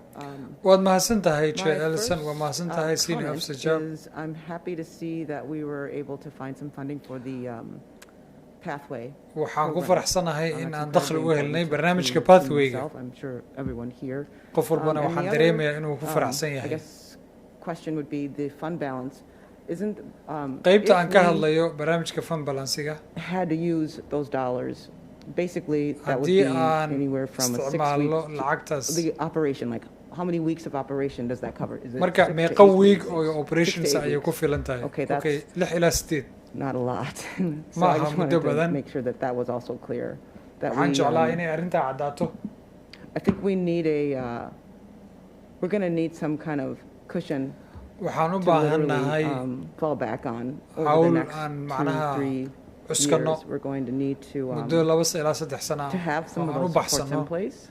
si taageero loo helo.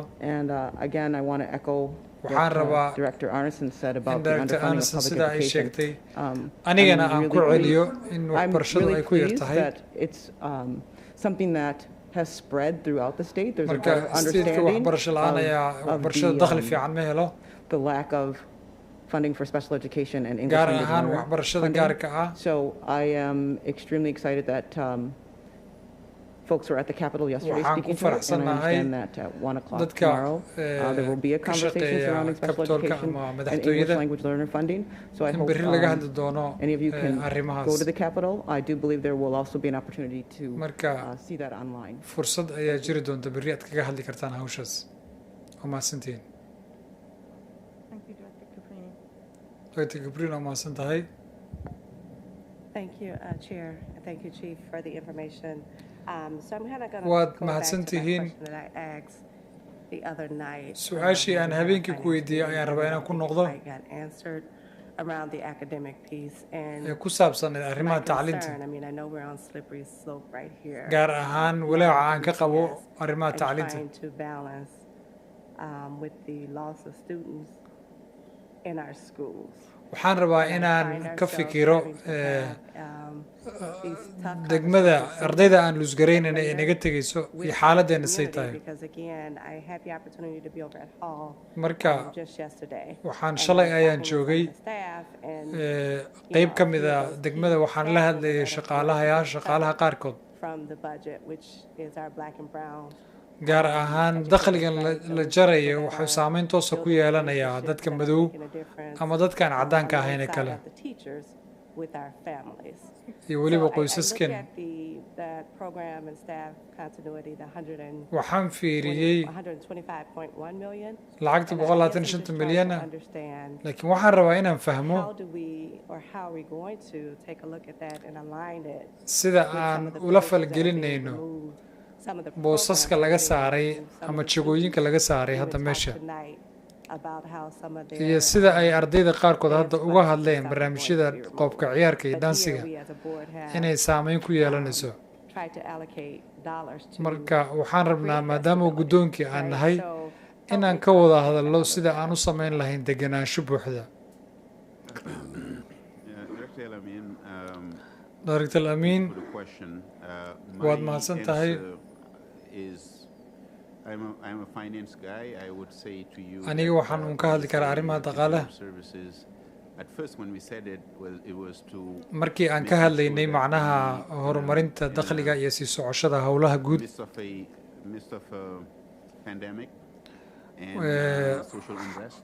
markii laga hadlayay arrimaha bulshada ka dhex jiray iyo weliba arrimahan oo xanuunka markuu jiray koronaha. marka haddii marka aan dhihi lahayn 1500 arday baa naga luntay waa in la sameeyo qiimo dhimis ama kharashaadka la dhimo. marka qeybta ka midka hadda shaqaalaha ka shaqeeya davidsonka ama xarumaha kale waxaa la isla afgartay in systemka laga falgeliyo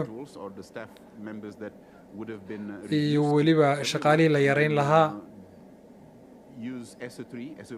kadibna iyadoo la isticmaalayo dakhliga SO3 in shaqaalaha lagu hayo laguna kiibgareeyo. markii laga hadlayo shaqaale dhimista heerka iskuulka ah boqolkiiba 2 arday waxay u dhiganaysaa 6,800 ayaa arday walba laga helaa. haddii iskuulka la fiiriyo macnaha budgetka in la balans gareeyo way adkaan doontaa macnaha laakiin waxaa kasii adkaan doonta haddii hoos loo dhigo. hadda waxaad moodaa iskuulladu inay haystaan shaqaalahooda iyadoo la isticmaalayo dakhliga SO3 at schools. And if there were no haddii aysan jiri lahayn lacagta ESO sidoo kale saamaynta ay ku yeelanayso kumanaanka arday taasi waa marka laga hadlayo arrimaha dakhliga iyo sida aan u samaynayno marka laga hadlaya arrimaha waxbarashada waxaan u daynayaa inay ka hadlaan dadka ku takhasusay tacliinta iyo saamaynta ay ku yeelan karto ardaydeena arrintaas waxaan u daynayaa Dr. Firin Mario ayaan rabaa inuu ka hadlo.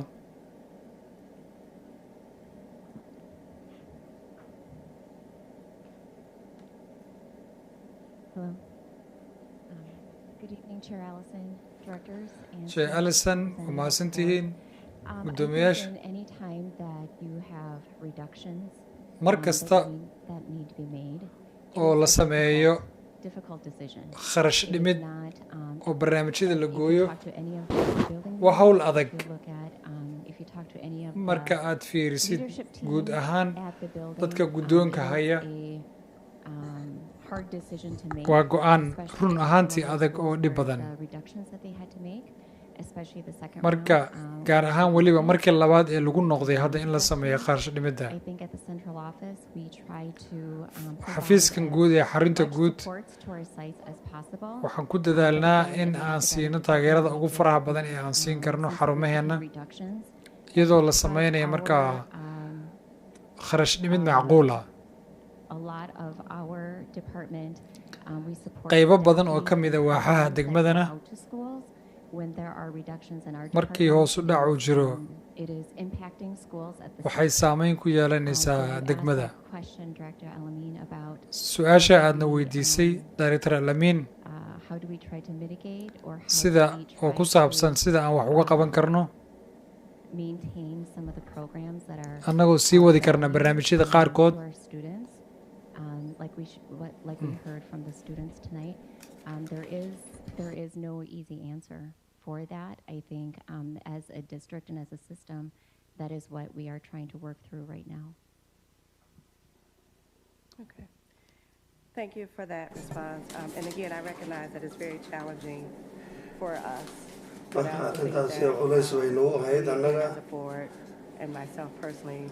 aniga shakhsi ahaan markii la fiiriyo marka programyo kala duwan oo aan samaynayno ayay saamaysay maxaan shaqaynaya maxaan shaqaynaynin dhowr arrimood ayaan doonayaa meelaha adayga ay naga soo fuushay waa inaan go-aan samayno inaan baalas garayno oon dejinno iyo waxa ka dambeeya inaan hagaajino qoysaskeenna waad mahadsantihiin. Director Jordan. Jordan. Thank you, Chair Allison. I just had a quick question. Allison, waad mahadsan tahay su-aal degdeg aan ku weydiinaya. Original allocation of ESSER 3 marka lacagtii 2 milyan ee dadka waalan loo wacayay it says updated ESSER 3 funding. It says some ESSER 3 projects now covered by other funding sources, including mental health supports. marka funding kale ayaa inuu daboolay baa la sheegay weli 4 milyan iyo barkii miyaa daboolaya dadka baahida maskaxda qaba wasaaradda waxbarashada waa inay si dheeraad u aadaan oo ay helaan fan baahida dabooli karta.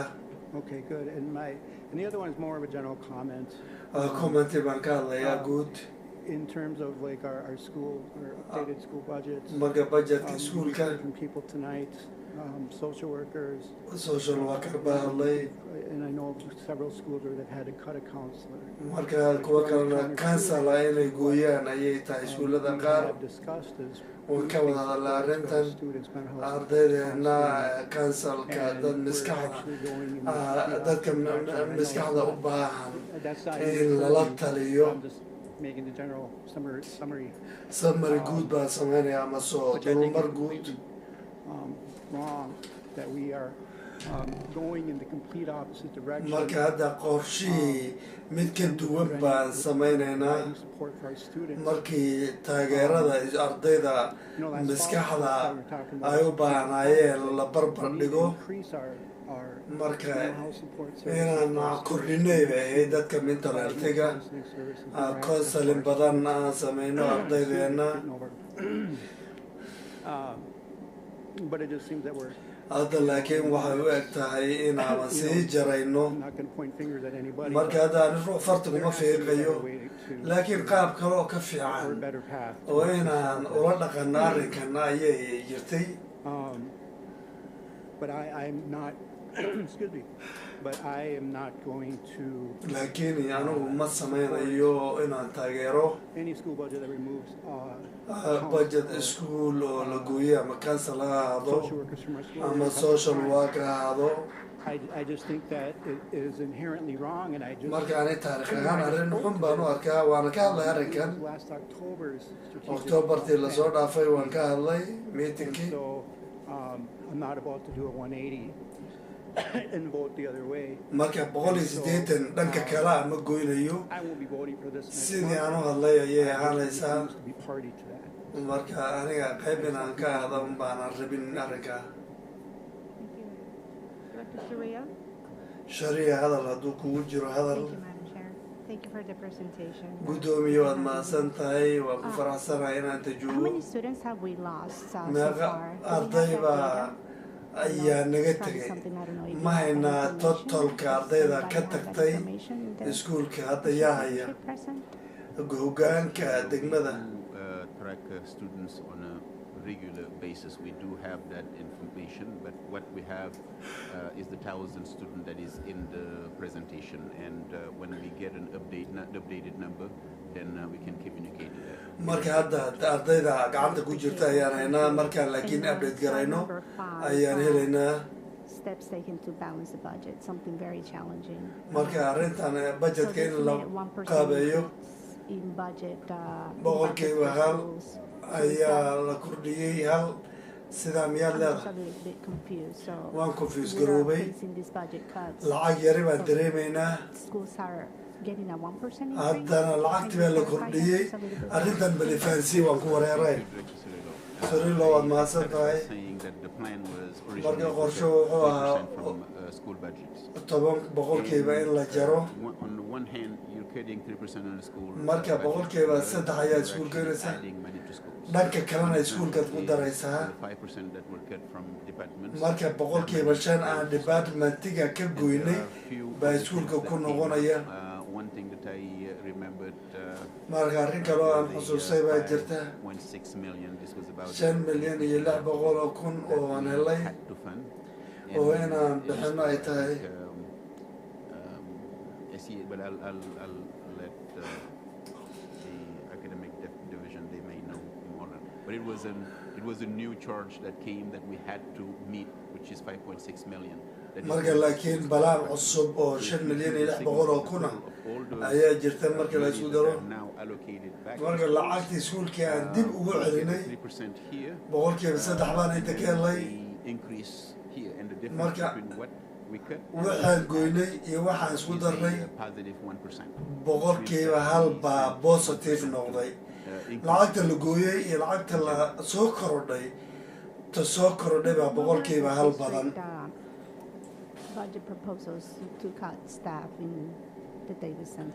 marka shaqaalaha inay jiraan ayay ahayd aniga finance teamka ka mid maahi marka su-aashaas ayaa waan ka xumahay inaan arrinta marka arrintan waa sameynay laakiin inaan ogaado ayaan rabaa qaabka aad isticmaalaysaan muxuu yahay dadka la jarayo qaabkaad u maraysaan lacagta iskuulka maxay tahay marka hadda tusmada intaan ku haynaa intaan jaray iskuullada iyo departmentiga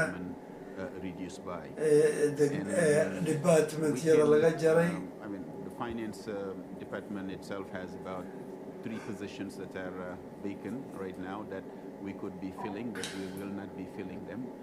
marka boqolkiiba 3 financial departmentiga oo inaan buuxino ay ahayd way hayaan laakiin ma buuxinayno waxaan haynaa payrollkeena haddaad aragto payroll team, it's a team of 4 including the waa 4 qof oo managerku ku jiro kuma fillo waa dad yar marka gaabka inaan buuxino ayaan rabnaa taa waa intaan dhihi karo waa finance boqolkiiba 5 haddaan su-aashaada ka jawaabo marka dadka boqolkiiba 5 ayaa imaatay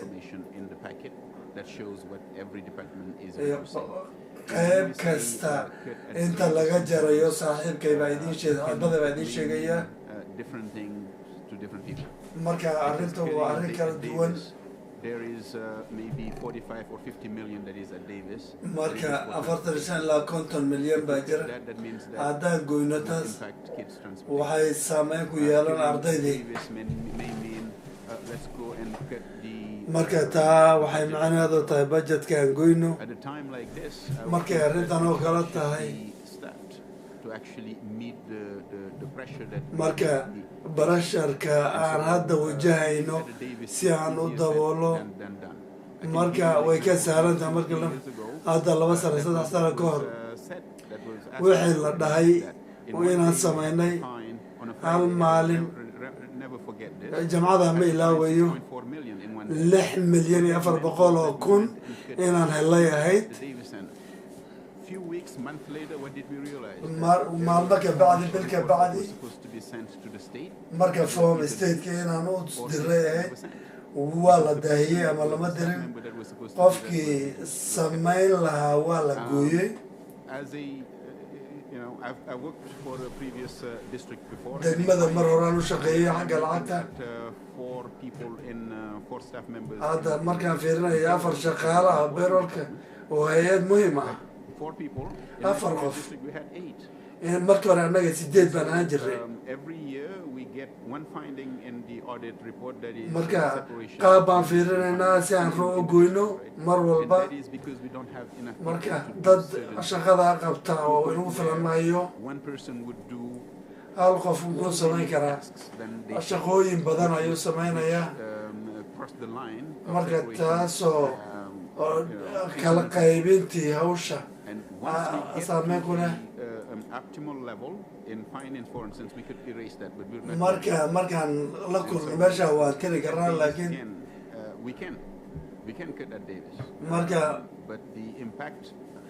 saameynteeda laakiin waan samayn ma in la fahma laakiin waxa ka imaan boqolkiiba 5 hadda iskuulkaan ku celinayno waxay saameyn ku yeelatay waan arkaa data centerka hadda laakiin lacagta iskuulka unbay ku noqonaysaa 2 kooraba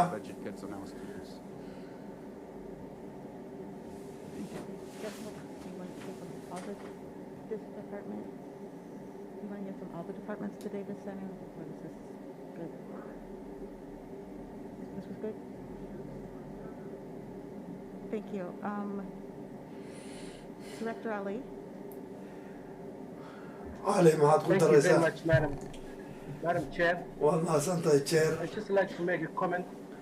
Commentigaada aqrinayay waana ku mahadcelinayaa. For this presentation. My comment is very short. maanta way yartahay We are hadalkaygu still in the middle of the uncertainty.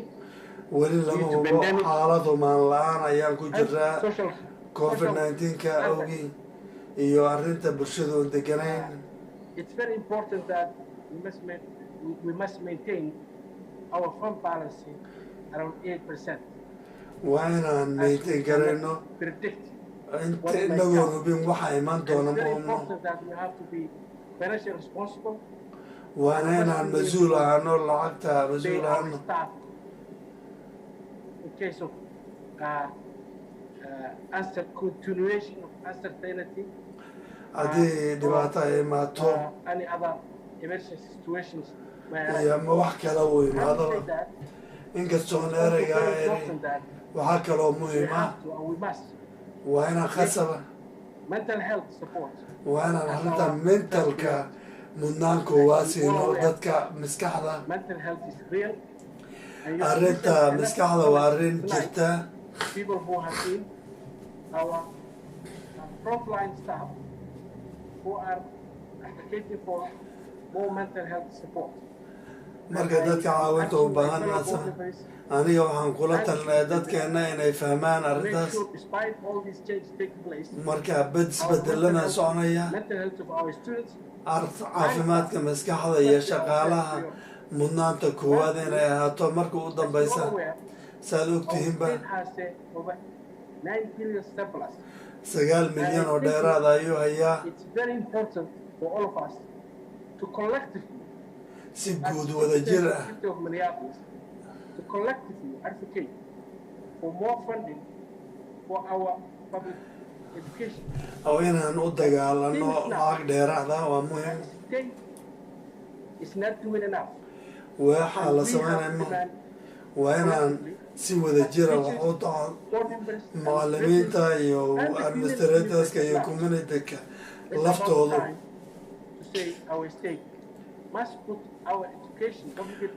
waxbarashada stateku waa inuu mudnaan siiyaa waad mahadsantihiin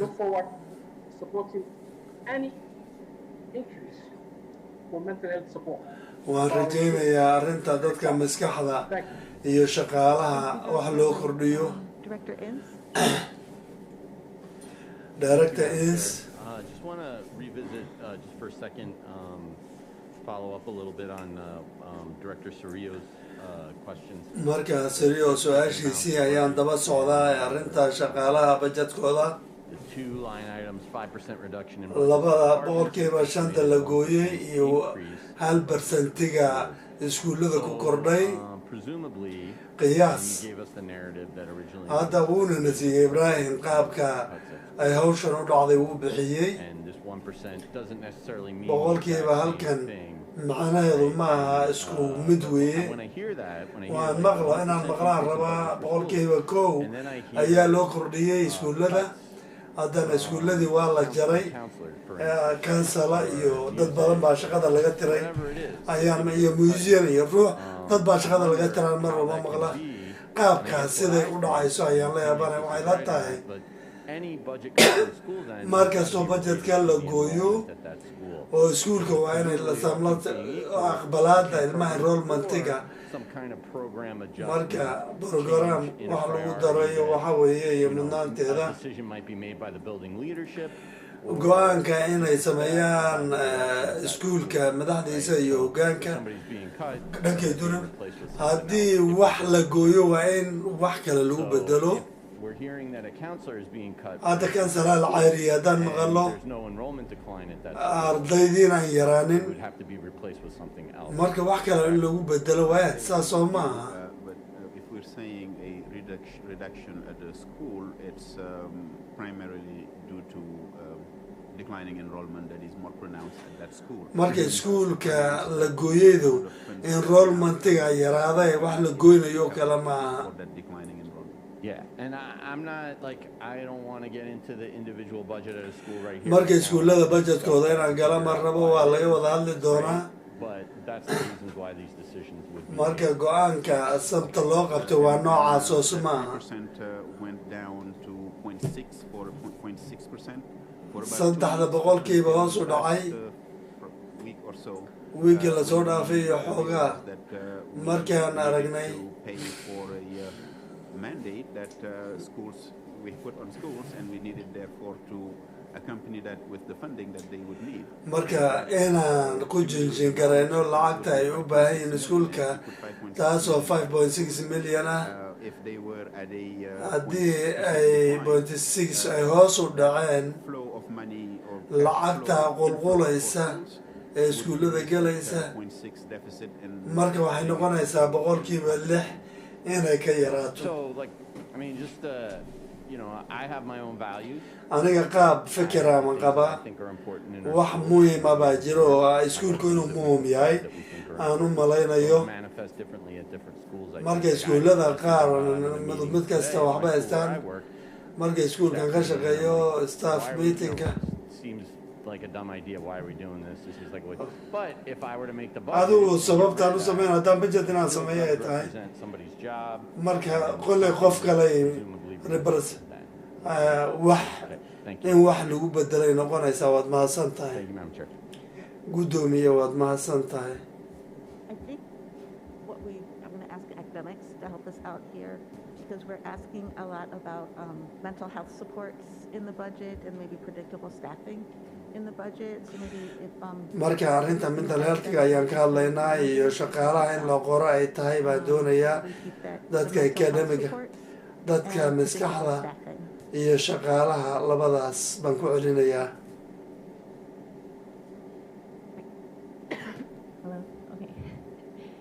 I know Dr. Fearing said that she would like to also address the school board as well. marka dhaktarkana school boardka inay la hadasho ayay rabtay I did want to just say regarding mental health support services. marka arrinta mental healthga ayaan doonayaa inaan ka hadlanaa waxaan damcana inaan yaraynay wasaaradda waxbarashada dhankooda mental healthga xaalkan hadda la joogo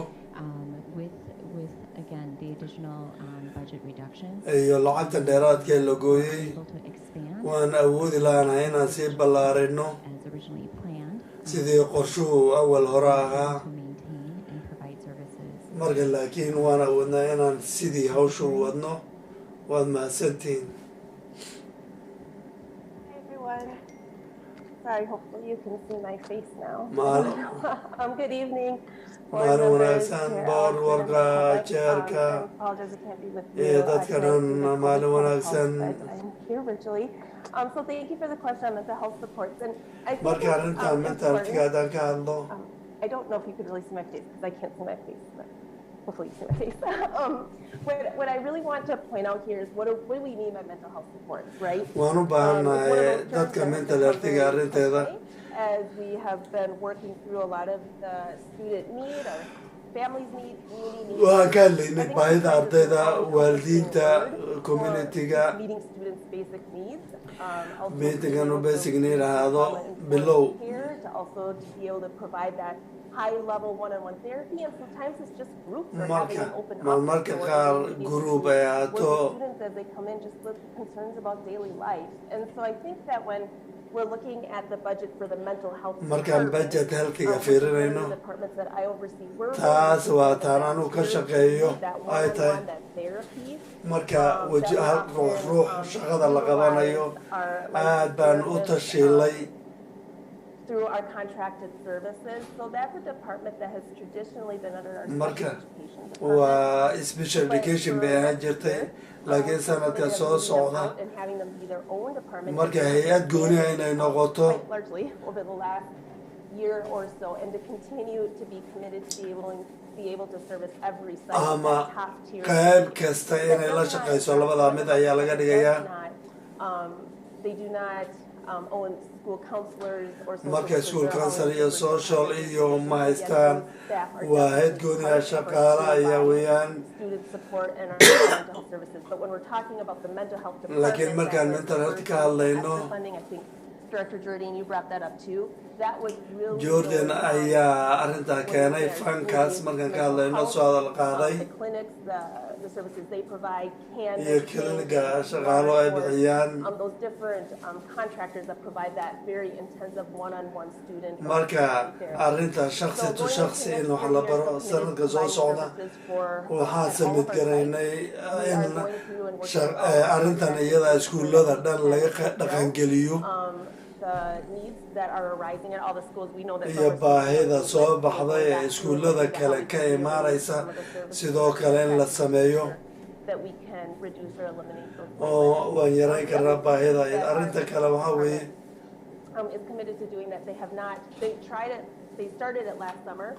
samarkii hadda lasoo dhaafay ayay bilaabeen marka iskuul yar keliya mee iskuulka samarka laftiisa in la taageero oo waxbarashada ay sii jirto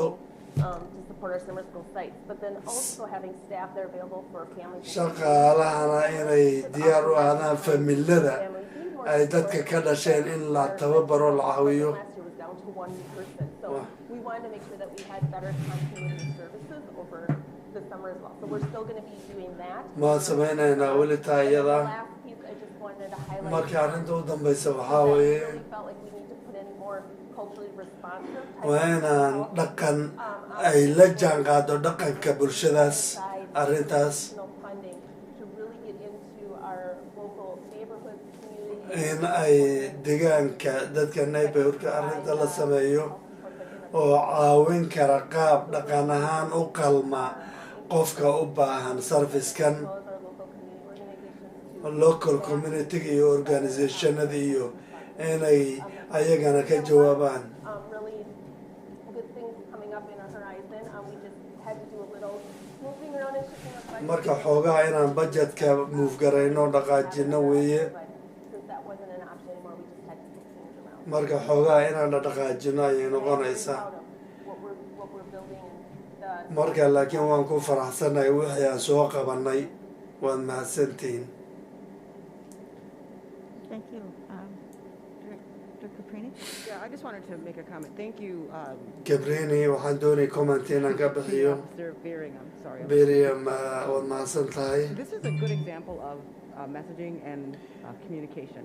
marka arrintan waa You messaging said iyo earlier communication about just the term itself, and then after explaining, this becoming its own department and marka all the different inay hay-addan iyada hay-ad gooni ay going ahaato to be offered in our schools.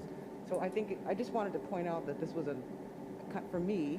It was marka arrintan arrin muhiima bay ahayd my hope that with situations like this, that we become better messengers of the information and communicate it in a way marka inaan messengerya farin qaado oon dadkii oo la xiriirno qaab u qalamta dadkooda inaan la qalanno of opportunity and oo jaanis si aan bixino the last thing I wanted to say is waxaan u dambayn sheegi rabaa guddiga dhaqaalahan oo ka tirsan mar codsiyada aan sameeyey waxaa ka mid ah hay-ad kasta oo dhan wax laga gooyey aad baan ugu mahadcelinayaa qaabka iyadaa siday u dhaqan gashay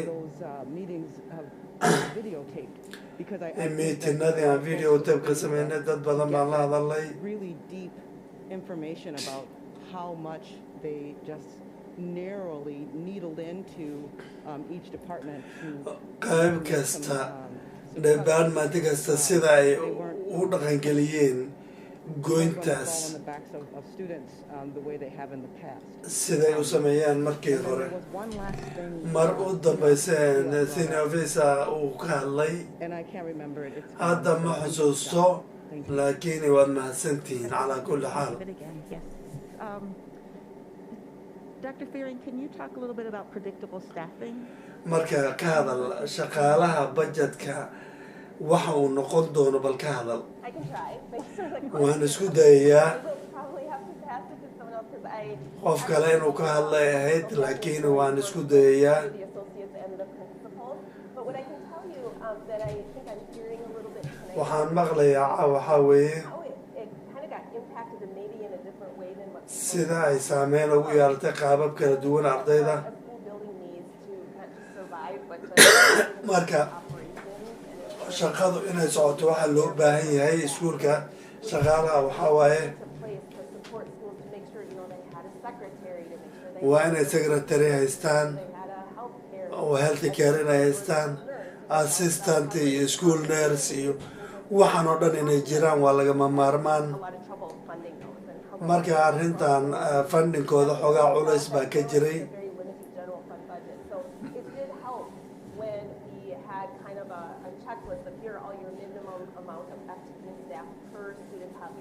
marka iyadoo loo fiirinayo populationka ardayda hadda waxaan qiyaasi karaa waxa iyadoo category kasta ama qayb kasta la fiirinayo xoogaa iskuulka oo dheeraada in la sameeyo I think that's where you start to look at the funding that schools get, and enrollment is really important, and there are, like, if it's a greater than 500 students. marka waxaa way arrintu inay ka badan tahay 500 oo arday iyo wix lamid ah ama ay ka yiryihiin 500 oo arday ay tageen waxaan malaynayaa arrinta dhacday waxaa weeye arrinta social workerkii kasala marka waxaa muhiim ah in ratio ama isbarbardhig loo sameeyo ardayda iyo dadka waxbaraya tiradooda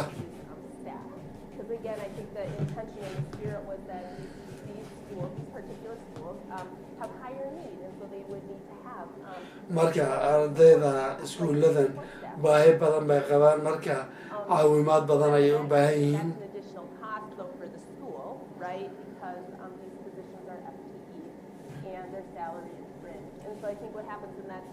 marka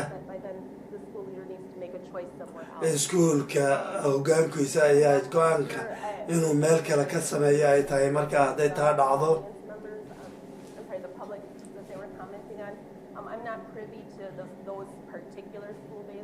marka arrinta iskuullada si dhiib ah inaan ka hadlama laakiin guud ahaan baan doonayaa inaan u dulmaro arrinta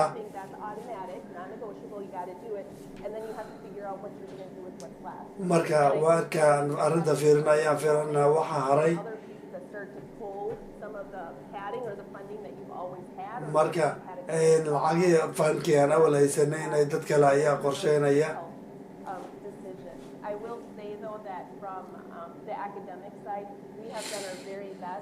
laakiin waxbarashada annaga sida u wanaagsan ayaan sameynay inaan taageerno programkan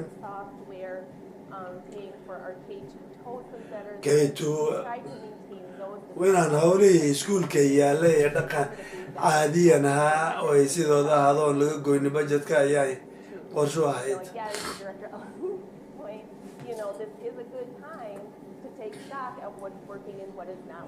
marka waa xilligii laga hadli lahaa maxaa shaqeynaya maxaansan shaqeynaynin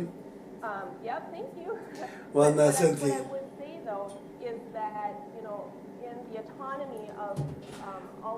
marka iskuullada guud ahaan markii laga hadlayo marka rabiic ma soo geli rabtaa I would say. But yeah, it was a difficult exercise, but we are definitely committed to going back and looking at things. We are not blindly just funding things because we've always funded them before. And we've already had to have some very difficult conversations last week with some of our contractors and outside organizations that we've always funded before, but we just said we can't fund you anymore moving forward. Thank you. Is there anything else Steph wants to add to that? ma jiro wax kale oo lagu darayaa I would just say that when I first started here, the first waxaan dhihi lahaa markii aan ugu horreysay shaqadaan bilaabay taleefankayga aad buu u dhacay sababta waxaa jiri jiray in iskuulladu ay dhihi jireen ma hayna kharash aan ku shaqaaleyno macallimiin ama secretary marka waxaan ku talagalnay in aan hawsha wax ka qabanno si iskuul walba uu wax u qabanayo marka annagoo tartiib tartiib uga shaqeynayna hawshaas qaybahaas oo dhanna waxqabad fiican ay yeesheen haddii aan haysan lahayn dakhli intaa ka badan wax badan ayaan ku dari lahayn oo ka duwan ama sidoo kale waxaan hoos u dhigi lahayn xaaladaha wax saameynaya si aan u wanaajino hawshaas marka sidaas ayaan uga dhignay arrin macnaha aan gorgortan laga geli karin in iskuul furan uu waaye kharash lagu maamulo taas ayaan go-aan ku gaarnay inaysan dhicin mar dambe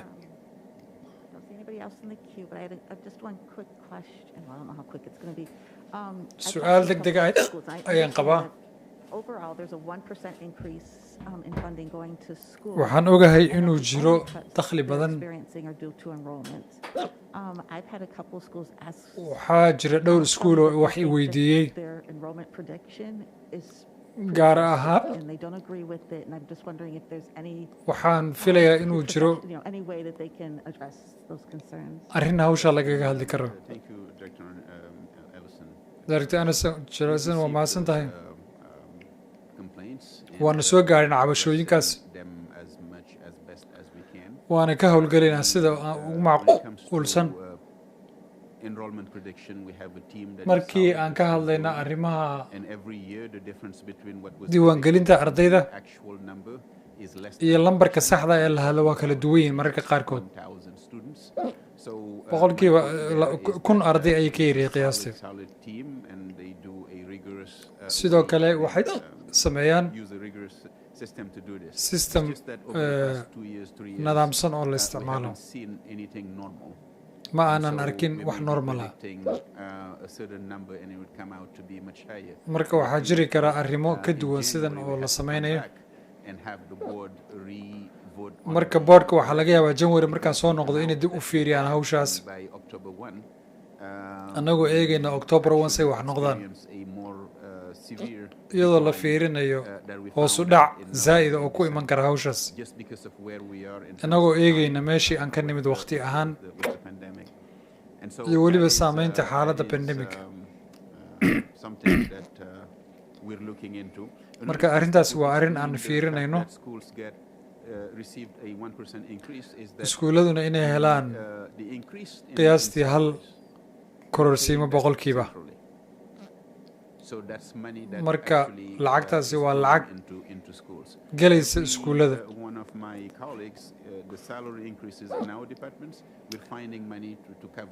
dakhli kasta kharash kasta oo soo gala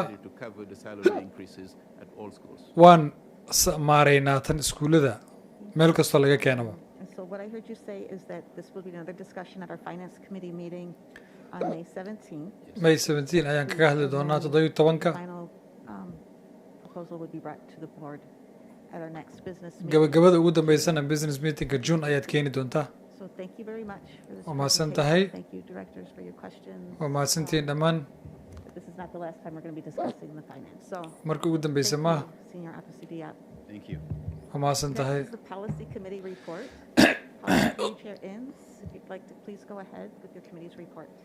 soo gudbiyo reportka committee-ga Thank you, Chair Ellison. Waad So the policy mahadsan tahay committee, Chair Ellison. had its first meeting of 2022. 2022-kii We took up 3 policy matters to refer to. saddex qorshe ayaan soo jeedinay oo usoo gudbinay boardka Reading the first was a revision, and midka ugu horeeya Ryan Strack is here if there are any questions. Ryan about Strack that ayaa as well. jooga wixii First su'aal is qaba revision of policy 6510, midka kale waa work-based learning, 65 and the point of that was to make just a few si arrintaa loo changes to sameeyo make sure we're macnaha compliant. isbedelo xagga farsamada ah Second policy was a revision of policy kan labaad 6000 waa to dib align the mission, u noqosho vision, lagu sameeyey and policyga statements 6 to those that we recently approved. kaas oo lagu fiirinayo qorshihii hadda la diiwaan geliyey kan ugu saddexaadna waa 6546 waa basaska ayuu ka sheekeynaya darawallada Vehicles, all 3 revisions were recommended by the committee. arrintaas ayuu ka hadlayaa So that concludes the policy committee report. intaasuu ku egyahay reportkii committee-ga On the policy committee report. wax su'aal ayaa qaba None. Okay, thank you. waa mahadsantiin Next, we're going to vote on a few items. It's a number of items. hadda dhowr shay ayaan ka hadli Because we doonaa have a director participating via electronic means. All votes will be taken by roll call. marka First is cod ayaan approval of qaadin the consent agenda. The consent agenda includes routine items that do not involve marka waxaa laga hadlayaa arrimaha oon u codayn doonaa hadda qorshaha or items related to the superintendent's contract. or Superintendent-iga evaluation. contract-igiisa iyo Director Superintendent, qiimeyntiisa. please move approval of this item. So moved. On the consent agenda. Second. Thank you. So that's okay. Consent agenda has been moved and seconded. Is there any discussion? wax su'aal ka qaba ma jiraa Director Caprini? Yes, I would like to, the American Reading Company. Oh, we did. We did. We did that, Yes, okay, yes. all right. So moved. Okay, we've been moved and seconded. Seeing no discussion, Inns, can you please call the roll? ins ma u yeeri kartaa dadka ma xaadirin kartaa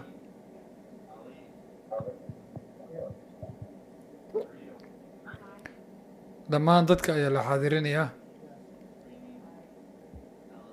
Allison. Aye, thank you. That motion carries and consent agenda is approved. waa la ansixiyey Next, we qorshaha approve the contract with haddana American Reading Company, which was pulled from the kontraktiga consent ayaa agenda haddana la for individual ansixinayaa consideration.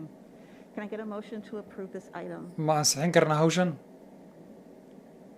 Can I get a second? ma heli karaa qofka second gareeya Thank you. mahadsantiin A contract for American Reading Company has been moved and seconded. Is there any wax discussion? su-aal ka qab ma jira So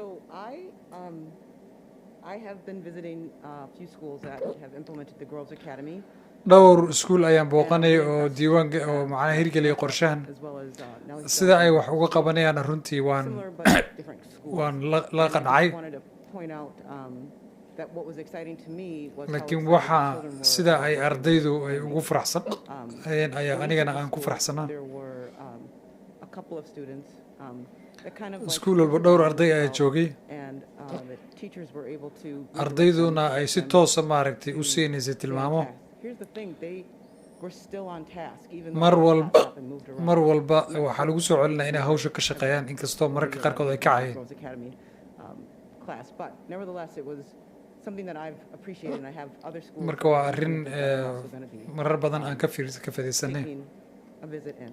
So I just had a couple of questions about dhowr su-aalood ayaan qabay the goals of the summer program and goolka how barnaamijka samarka lagu dan leeyahay will support those goals. iyo sida kontraktigan uu u saameynayo And would you consider this to be leveled readers or and ma u malaynaysaa inuu yahay barnaamijkan akhrista stop heer there and let you answer the question. Dr. Fearing, where'd you go? Oh. I'm here. Actually, I think Darren Johnson is in the audience, and he is the one, he's the director of our extended learning that also runs our summer school program. marka So that he could give a little directorka waxbarashada la faafiyey ayaan kusoo dhaweynaya inuu ka jawaabo the use of their materials in our summer programs. And I do barnaamijka programka samarka maybe coming up for getting the microphone. I do want to say that this past summer, we did do a pilot summer program. marka waxaan sameynay barnaamij kumeel gaar ah ayaan ka sameynay iskuulka lori annagoo u sameynay ardayda We were very much willing to do that again. waxaan mar walba aan diyaar u ahayn inaan sameyno sidoo kale hadda annaga oo sameynayna mar labaad qiimeynteedana sameynayna To do it. But it is something definitely laakiin waa arrin we also have to double check mar walba aan ka fikiri karna laakiin waan xaqiijin doonaa si loo shaqaaleeyo dad hawshaa wada inta lagu jiro sanad dugsiyeedkan to that as well. So if Darren is available to haddii dheeran uu ka hadli karta arrintaas ha ka hadlasho Yes, she's there. Dr. Fearing, I wanted to just talk a little bit about the Groves Literacy Partnership. Director Caprini, I know you had visited. waxaan rabaa dr kabrina dhowr iskuul ayaad booqatay I just wanted to clarify with waxaan rabaa inaan caddeeyo literacy partnership. There's summer wada shaqaynta aan la program sameynay iskuul gross as what isku mid ma aha waxa ay ardaydu sameynayaan iyo way kala duwan yihiin during the school year. inta iskuulka ay dhiganayaan The summer inta se lagu jiro samarka Groves Summer Literacy Program. It is barnaamijka wax targeted akhriska iyo at, qoraalka at tier 2, tier 3 waxaa interventions. loogu talagalay And the curriculum heerarka labaad iyo heerar during the koowaad summer program is iyadoo directly sheegaya aligned to barnaamijka what isticmaalay students are getting during the school year, mid during the ku salaysan and the model for it is a little bit boodhalka different where isticmaalayaana we wuxuu ka dhigan yahay interventions. We waa qeyb macnaha faragelin wanaagsan loogu sameynayo ardayda the skills that they need iyadoo lagu saarayo interventions, and so we try to xirfadahooda keep gaarka ah sizes in those classes to be 8 to 10 fasaladaas And so 8 ilaa 10 it's arday different iyagoo than, qiyaastii ahaan than a classroom that you would see where there was core instruction happening. iyo iyadoo weliba fasal macnaha aad arkayso Just share that they're- even though it's aligned to the curriculum. iyadoo oo macnaha curriculumka ama manhajka ay ku jirto ayaad arkaysaa sida ay wax Their yihiin curriculum does look different and it's really wayna yar kala duwan yihiin si gaar ah ayay hawsha u saaran tahay Thank you. Thank you. Waa mahadsantahay. One of the things that I also wanted to recognize is that the summer school teachers are not always the same. midda teachers, kale you know, waxaan as- arkay macallimiinta samarka way ka duwan yihiin macallimiinta kale caadiga ah So I just wanted those few questions answered. waxaan rabay dhowrkaas su-aalood in laga jawaabo Did we answer what are the goals? I don't think we got that part. What are the goals? goolasha ma ka sheegay ujeeddada waxay tahay Yeah, what are the goals of the summer And I'll program? hand it over to Director Johnson. Dr. Jonathan ayaan u dhiibayaa. Director Caprini and the rest of the directors and student representative, good evening. Waa idin salaamaya Talking dhammaantiin. about the goals for summer reading.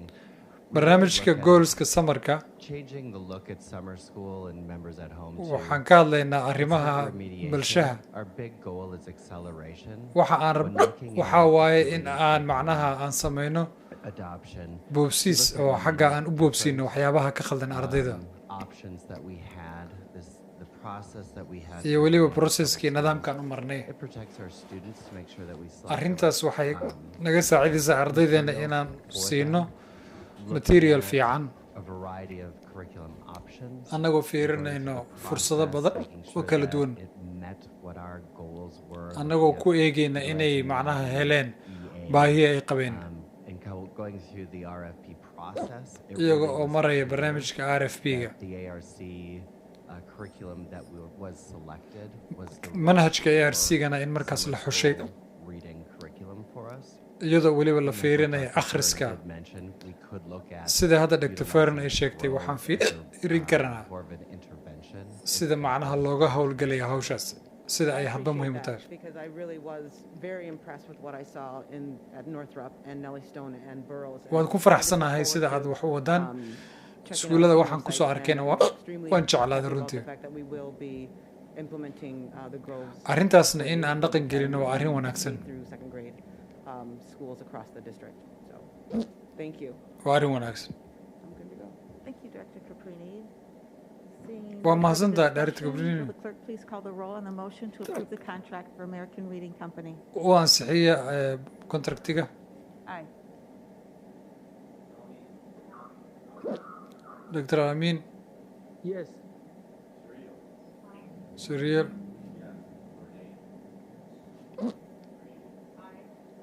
Cabrini. Aye. Thank you. Waa mahadsantahay. Carries and the contract is approved. Kontrakti waa la The ansixiyey. next several items are approval of collective bargaining agreements with employee union groups. Marka haddana waxaan ansixinaynaa contract la galay shaqaalaha oo ay matalayaan ururada. Union bargaining teams for their work to reach these agreements.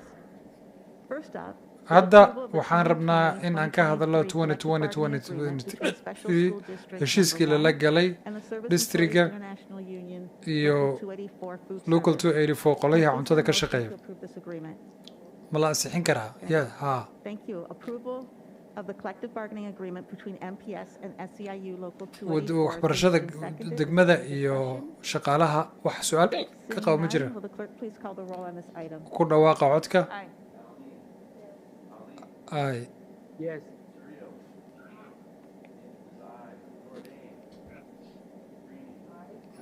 Aye, thank you. That motion carries. waa la ansixiyey kaasna waa mahadsantihiin Next is approval of the 2021-2023 collective bargaining agreement between Special School District Number 1.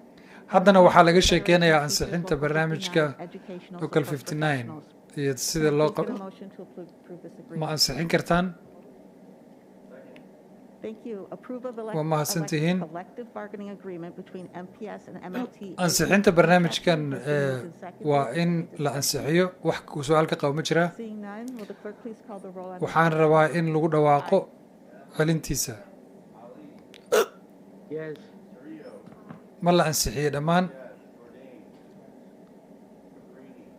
waa la wada ansixiyey Yes, thank you. That motion carries and the agreement is approved. waa la ansixiyey Next is approval of the 2021-2023 collective bargaining. haddana waxaan ansixinaynaa 2020 ilaa 2023 iyo waxbarashada shaqaalaha waxbarashada Please get a motion to approve this agreement. waa la ansixinayaa Thank you.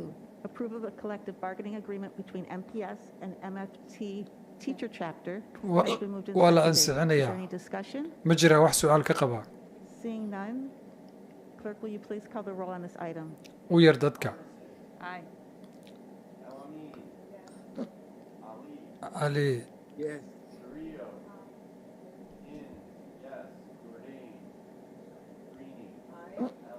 Yes, thank you. That motion carries. waa la and the ansixiyey agreement is kaana approved. Next is approval of the 2021-2023 collective bargaining agreement. haddana waxaa la ansixinayaa District Number 1, waxbarashada gaarka ah Minneapolis Federation shaqaalahooda Local iyo 59 Minneapolis Adult Education Chapter. Can I waxaa please ka get a motion to hey approve this agreement? fadlan ma ansixin kartaan Thank you. Approval of the collective bargaining agreement between MPS and MFT Adult Education. haddana waa la ansixiyey Seconded. Is there any discussion? wax su-aal ka qabo ma jiraa Seeing none, clerk, will you please call the roll on this item? haddana u yeer dad Elamine, Ali, u yeer Yes. Cirio, Inns, yes, Jordan, dhammaan waa loo codeeyey Ellison. Yes, thank you. waa mahadsan tahay Motion passes and the agreement is approved. waa la Next ansixiyey is approval of the 2021-2023 collective bargaining agreement. haddana waxaa la between Special School ansixinayaa District Number 1 and the degmada Minneapolis Minneapolis Municipal Public Forum. School Can I get a motion to approve this agreement? ma la ansixinayaa Thank you. Approval of the collective bargaining agreement between MPS and the principal forum has been moved and seconded. iyo weliba Is there any discussion? maamulayaasha ma jira wax su-aal ka qaba Seeing none, clerk, will you please call the roll on this item? Arneson, Aye. Uyer. Elamine, Ali, Yes. Cirio, Inns is yes, Jordan, Caprini, Ellison. Aye, thank you. The motion dhammaan waa la carries and the ansixiyey agreement is approved. waana mahadsantihiin Next is approval of the 2021-2023 collective bargaining agreement between Special School District Number 1 districtka koowaad iyo weliba Minneapolis ayaa la ansixinayaa ma jira in la ansixiyaan rabnaa Can I get a second? Thank you. Approval of the collective bargaining agreement between MPS and Team waxbarashada gaarka ah waa la ansixiyey ma jira wax su-aal ka qaba Seeing none, clerk, will you please call the roll on this item? u dhawaaq macna dadka Elamine, Ali, codaynta Yes. Cirio, Inns is yes, Jordan, Caprini. dhammaan waa loo codeeyey Aye, thank you. That motion carries and the agreement is approved. Our next item and the final employee group item is approval of the 2022-2024 haddana waxaan ka hadlaynaa 2022 non-represented employees. oo shaqaalaha aan matalaada haysanin Thank you. Approval of the compensation and employment terms plan with shaqaalaha iyo sida aan loo sameeyey Is there any discussion? wax su-aal ka qabo ma jiraa Seeing none, clerk, will you please call the roll on this item? u dhawaaq Arneson, Elamine, Ali, Yes. Cirio, dhammaan codaynta socota waa la wada codeeyey Caprini, Ellison. Yes, thank you. That Waa motion mahadsan carries tahay, and waa la item is codeeyey. approved. And thanks again to all our negotiating teams. dhammaantiin waa Our mahadsantihiin next item is resolution labeled 2022-30, which haddana waxaan designates ka site hadlaynaa and place arrinta facilities as surplus resolutionka property pursuant to our policy and regulation in the oo ku disposition saabsan of macnaha surplus howlahan property. degmada As we heard hantideeda about and discussed at last month's sidii committee aan control, maqalay this mar action here walba tonight, if adopted, would mean that the waxaa district arrintan aan would ka be sheekeyntaynaa limited to degmadu purchase in lease uu offers on these properties. ay macnaha haddii la qaato hawshani dhismayaasheeda ay gadi doonaan ama kirayn doonaan Real estate website soon. Can I please get a motion to approve this item? marka hawshan ma laga hadli karaa faahfaahin ma naga siin kartaa Approval of resolution designating Willard, Gordon, and Tuttle buildings as Arrin- surplus real property. arrintan Seconded. Is there ma any la discussion? ansixiyey wax su-aal ka qabo ma jiraa Seeing none, clerk, will you please call the roll on this item? Arneson, ma u yeeri kartaa dadka Ali, Yes. Cirio, dhammaan waa loo codeeyey Jordan, Caprini, Ellison. waa loo codeeyey dhammaan That motion carries and the resolution is approved. waa la Next item ansixiyey is a transfer of capital funds referred from and recommended by the Finance haddana Committee. waxaa la sameynayaa Resolution 2022. barnaamijka finansiga iyo siduu Can I noqonayo please get a motion to approve this item? ma jiraa inaan hawshan ansixino Thank you. Approval of resolution 2022-18 has been moved and waan seconded. Is there any discussion? wax su-aal ka qabo ma jiraa Seeing none, clerk, will you please call the roll on this item? u yeer codaynta fadlan Oh, sorry. Director Arneson. Arneson. Elamine, Ali, Yes. Cirio. dhammaan codaynta socota Inns is yes, Jordan, Caprini, Ellison. Yes, thank you. That motion carries. and Waa the la resolution ansixiyey. is approved. Our next item is the appointment to fill the remaining term of the vacant at-large school board seat. marka boodhka aan ayaa ka hadlaya markii qofka u baahan la helo Until January 2nd. janwari 22keeda ayuu ka ilaa As shaqayn doonaa previously shared, we will use the same process to make waxaan selection isticmaali of the doonaa select board xulashada boodhkaas For those watching, qofka this maqan means I will first ask for directors to qof make nominations qof kasta from among the oo soo dalbada applicants and then we will vote. marka waan soo ururinaynaa The majority of votes cast on the first vote, kadibna waa we will codaynaynaa eliminate all but the top 2 vote getters, and then vote marka between those dib two. ayaan haddana u codaynaynaa Because we have an even number of directors here to vote, as chair, Marka- I will be abstaining from voting to ensure we do not have a tie. marka aniga ma codaynayo maadaama oo aan simannahay Thank you, Madam Chair. I'd like to nominate Cynthia Booker.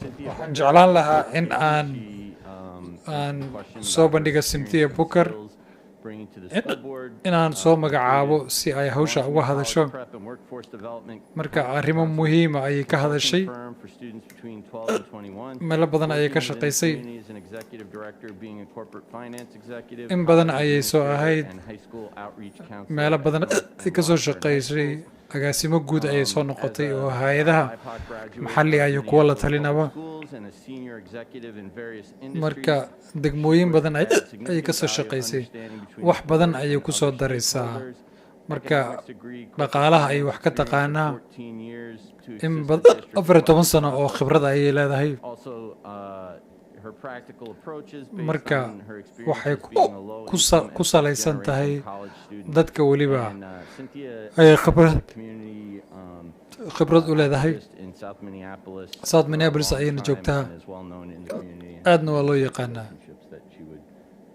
bring to the marka board. waxaan soo dhaweynaya I'd ayada like to nominate Cynthia Booker. Cynthia Booker ayaan soo dhaw Director Ali? Director Ali Thank you. Thank you very much, Madam Chair. I would like to nominate Ling Cricket. waxaan jeclaan lahaa nin korokid inaan soo jiyo I have known her for the past 8 years. 8 sano ayaan aqaanay A genuine advocate.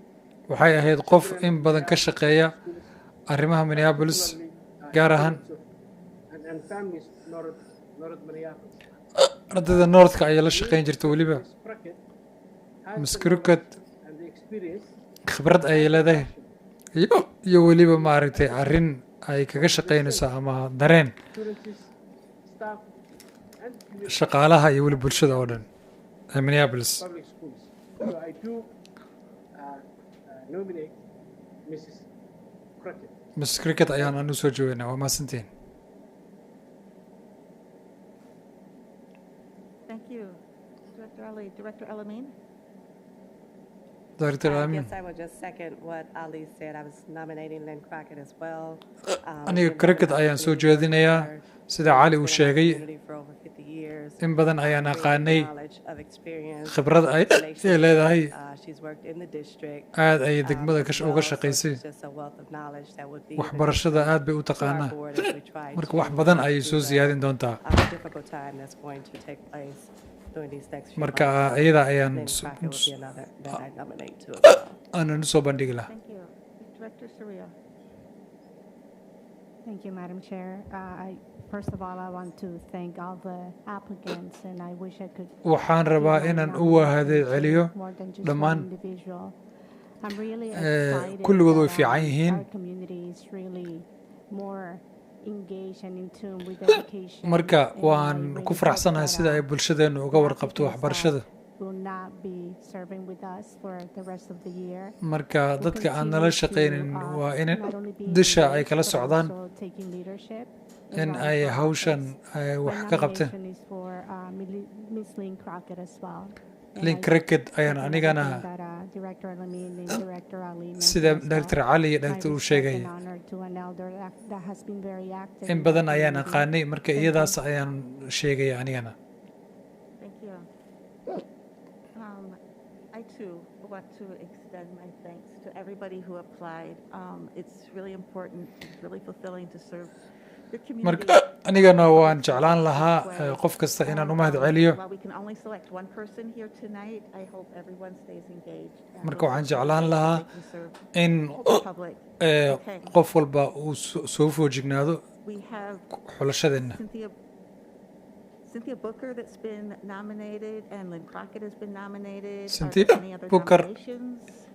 iyo la ayaa naloo Are soo there jeeday any other nominations? ma jira cid kale oo la soo jeedinaya Seeing none, I will now close the nominations. ونحن Again, will you مركا please call through the roll, asking each person to verbally cast their vote.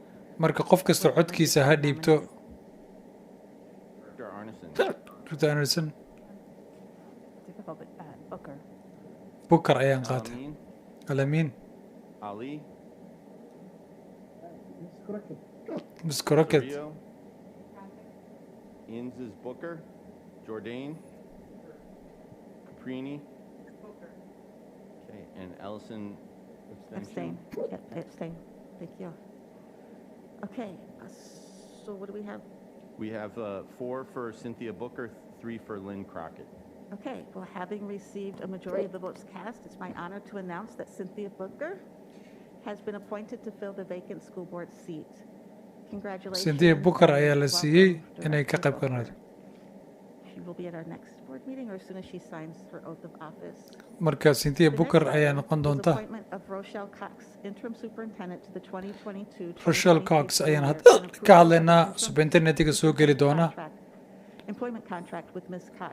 مس both كاكس effective July أيان 1st. جولاي كودي وبلا بنسى My الشقدس pleasure to move approval of this item. Can I please وحن have a second? جعلان لا إنا نصحيه قطب Thank كن you. Appointment of Rochelle Cox as the 2022-2023 interim superintendent. انترم سبينت أي نقن دونتا Is there any discussion? جرى واحد سؤال كقبة Director Arneson? درت أنزن Thanks. I just wanted to say thank you, first of all, for your willingness to serve. I know you're driven by a deep commitment to MPS, but I know that this is waxaan kaaga mahad celinayaa step into a role. sida aad maarata hawshan inaad wax uga qabato The education world is always difficult. aad ayay u adag tahay xaaladaha kala guurka markay waxbarashada ku jiraan And yet, it's really important that we spend marka time waa necessary muhiim to reflect in hawshan aan wax ka qabanno waana kaaga mahad celinaya urban superintendent's tenure is about 3 years. marka We're more likely to beat those odds if we're able to saddex get a sano successful ayaa laga leader. yaabaa superintendent walbaba inuu So I joogo appreciate Associate Superintendent Cox because she's marka deep and waan respected kaaga service mahad in our district. celinayaa We've had multiple years of degmada active wixii aad ka qabatay iyo sida aad u dadaashay and we need a year steadiness and focus. marka waxaan aan nahay sanad aan ku meelgaarino hawsha wax kaga qabanayno We can all name recent traumatic events, unfortunately too many of them, and we want a leader with that. We want to lead with that perspective over the next year. So I know she's going to offer competent and compassionate leadership. So this board and the next board, the one that joins us in January, can lead our community in an in-depth superintendent search process. Thank you. Before we vote, I want to also offer a few comments. marka intayna voodka qaanin commenti ayaan weydiinayaa qof kasta waxaan doonaynaa inaan sheergarayno Director Ali. cali Thank you. I would like to thank Ms. Rochelle Cox. marka reer cox inaan u mahad celiya ayaan doonayaa hoggaankeeda wanaagsan Minneapolis Public School. ee Minneapolis Public School The children of Minneapolis Public iyo caruurta Minneapolis School. I fully support her. waan taageerayaa waxaan filayaa wanaag Working with you inaan kula shaqeeya ayaan doonayaa our cox next interim superintendent. superintendentga cusub inaad tahay ayaan ku faraxsanahay Thank you, Director Ali. Like I said, time did not permit an extensive search for interim superintendent. marka but we will occur when we have a permanent superintendent search process. ruux cusub ruux permanent ayaa la raadinayaa hadda ruuxan waa temporary In this transitional leader. marka waa kan ku meelgaar We needed a trusted and marka waxaan doonaynaa qof la aamina oo la raaco oo degenaansha iyo ardayda fiiriya intii laga helayo kormeero guud Miss Cox studentiga iyo familka ayay 25 sano ayay ka shaqaynaysay marka arrinta systemkeena waa system dhib badan marka garaaf intuu ka tegayo Cox has been with MPS since warka MPS ilaa 1997 ayay joogtay markaas oo special education ay ku soo biirtay marka hoggaanka ayay ka soo qaadatay marka special education iyo health supervisor ayay soo noqotay marka Minnesota special educationka ayay ka soo shaqaysay marka CY program ayay ka soo qaadatay iyo qof kasta oo meesha la gelinayo marka waxay abuurtay arrin mental health hadda sharciga la ficnayo sharcigan waxay kor ka fiirisaa COVID-19ka waxay sidoo kale ay maamushaa 12 iskuul hogaamiye ku meel gaara ayaan ka dhigaynaa hadda boorka waxay fiirin karaan xoog inay u fiiriyaan ruuxii bedeli lahaa hogaamiye joogta ah waad mahadsantihiin hadda wadaad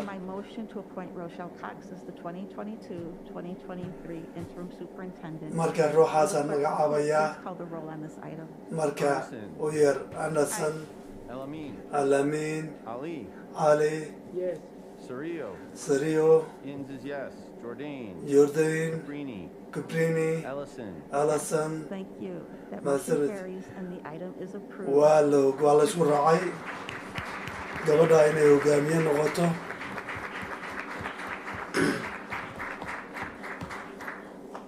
Ms. Cox, with the board's sincerest gratitude for your willingness to serve our community in this way. guddigeena aad hambalyadiisa qaado inaad diyaar u tahay inaad hogaamiso iskuulka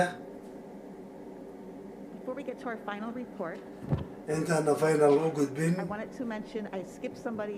We have amazing teachers, and I skipped somebody who's been recognized. One of our marka teachers, qof baan ka tegay Washburn High School Angela qofka la yiraahdo marka waxaa laga dhigay chemistry award gabadhaas xaq u yeelatay marka khatar bay ku ahayd hambalyo oo loo sacbiyey I would also like to thank all the applicants for the vacant board. marka boorka jagada ka bannaan dadka socodsaday soo dhowaada Board elections as a reminder to marka electionka waxaa weeye Senator 22 electionka May 17 ayaa la furay marka City Minneapolis ayaa hawsha qabanaysa website-kooda ayaad ka codsanaysaan marka website-ka .minneapolismn.com baad fiirinaysaan wax kale oo ka hadalama haysaan Director Inns The policy committee is going to be meeting next on May 24th. guddiga shuruucda May bay shurayaan fortaydi bay halkan ku kulmayaan waxaa kaloo dheeraad oo la sameynayaa in dib loo fiiriyo shuruucda waxaan maqlaynaa oo kale sinaanta iyo saameynta ay ku yeelatay iskuulladeena ayaa la dhegaysanayaa arrin muhiima ayay noqon doontaa arrintaas oo laga wada hadlo Caprini hadal haddaad qabta hadal marka aniga waxaan doonayaa inaan recognize gareeyo Chair Ellison. Allison. I just wanted to recognize that this is National Mental Health Awareness Month. marka bishan waa bishii maskax dadka national health mental health I already talked about waan ka hadlay the schools that are using the Groves Academy, so we'll bring that up again. But I would arrinta waa keenina waxaan bali ayaan leenayaa dadka la magacaabay oo dhan shaqooyinka awoodka aad hesheen abaalmarinada kala duwan aad hesheen I just was so proud of all of the MPS high school students marka ardayda high schoolka awoodka helayna waa so it was a pretty cool thing to be marka arrin fiican bay ahayd talent and these are student athletes, you know. waa arrin fiican ardays Amazing grade point averages and then their future, you know, the schools that they're going to be attending it's pretty exciting. So you done good. shaqo fiican baad qabateen Women in Minneapolis Public Schools. Minneapolis Public Schools waan ku faraxsanahay inaan arko mustaqbalka waxay sameynayaan mahadsanidin commenti kale yaa haya Caprini Thank you, Madam Chair. Just wanted to mention briefly, We have our first event at Ella Baker on the 26th of this month. and marka we are arrinta going to koowaad have lix a iyo labaatanka May ayaan hayaa oo ku dabaaldegayno And I'm really excited to waana ku also say faraxsanahay we are having our PTO. wanaan PTO-geena haysano meetingkiisa We have the involvement of students. marka arday baa ka qayb qaadanaysa waana arrin Of farxadeeda the leh work that is being done, and yeah, everyone is invited. So qof once, kasta we is have the invited flyer waa tomorrow, waa ka soo we'll qayb geli karaa share with everyone. So I hope to see everyone there. qof kasta inaan meesha ku arko ayaan rajeynayaa waad mahadsantihiin Director Alamin? alamin Just wanted to briefly bring up the hall and the basketball. marka arrinta basketballka ayaan doonayaa oo shalay aan fiirsanayay oo MCA arrin fiican bay ahayd ciyaalku sida ciyaaray arrintaasoo committeena caruurta jaanis in loo siiyo inay khibradda helaan marka meel fiican bay ahayd marka berito ayaan kulmaynaa caawa akhbaaraad badan kama hayno intaas ayaan idinla socodsiinayay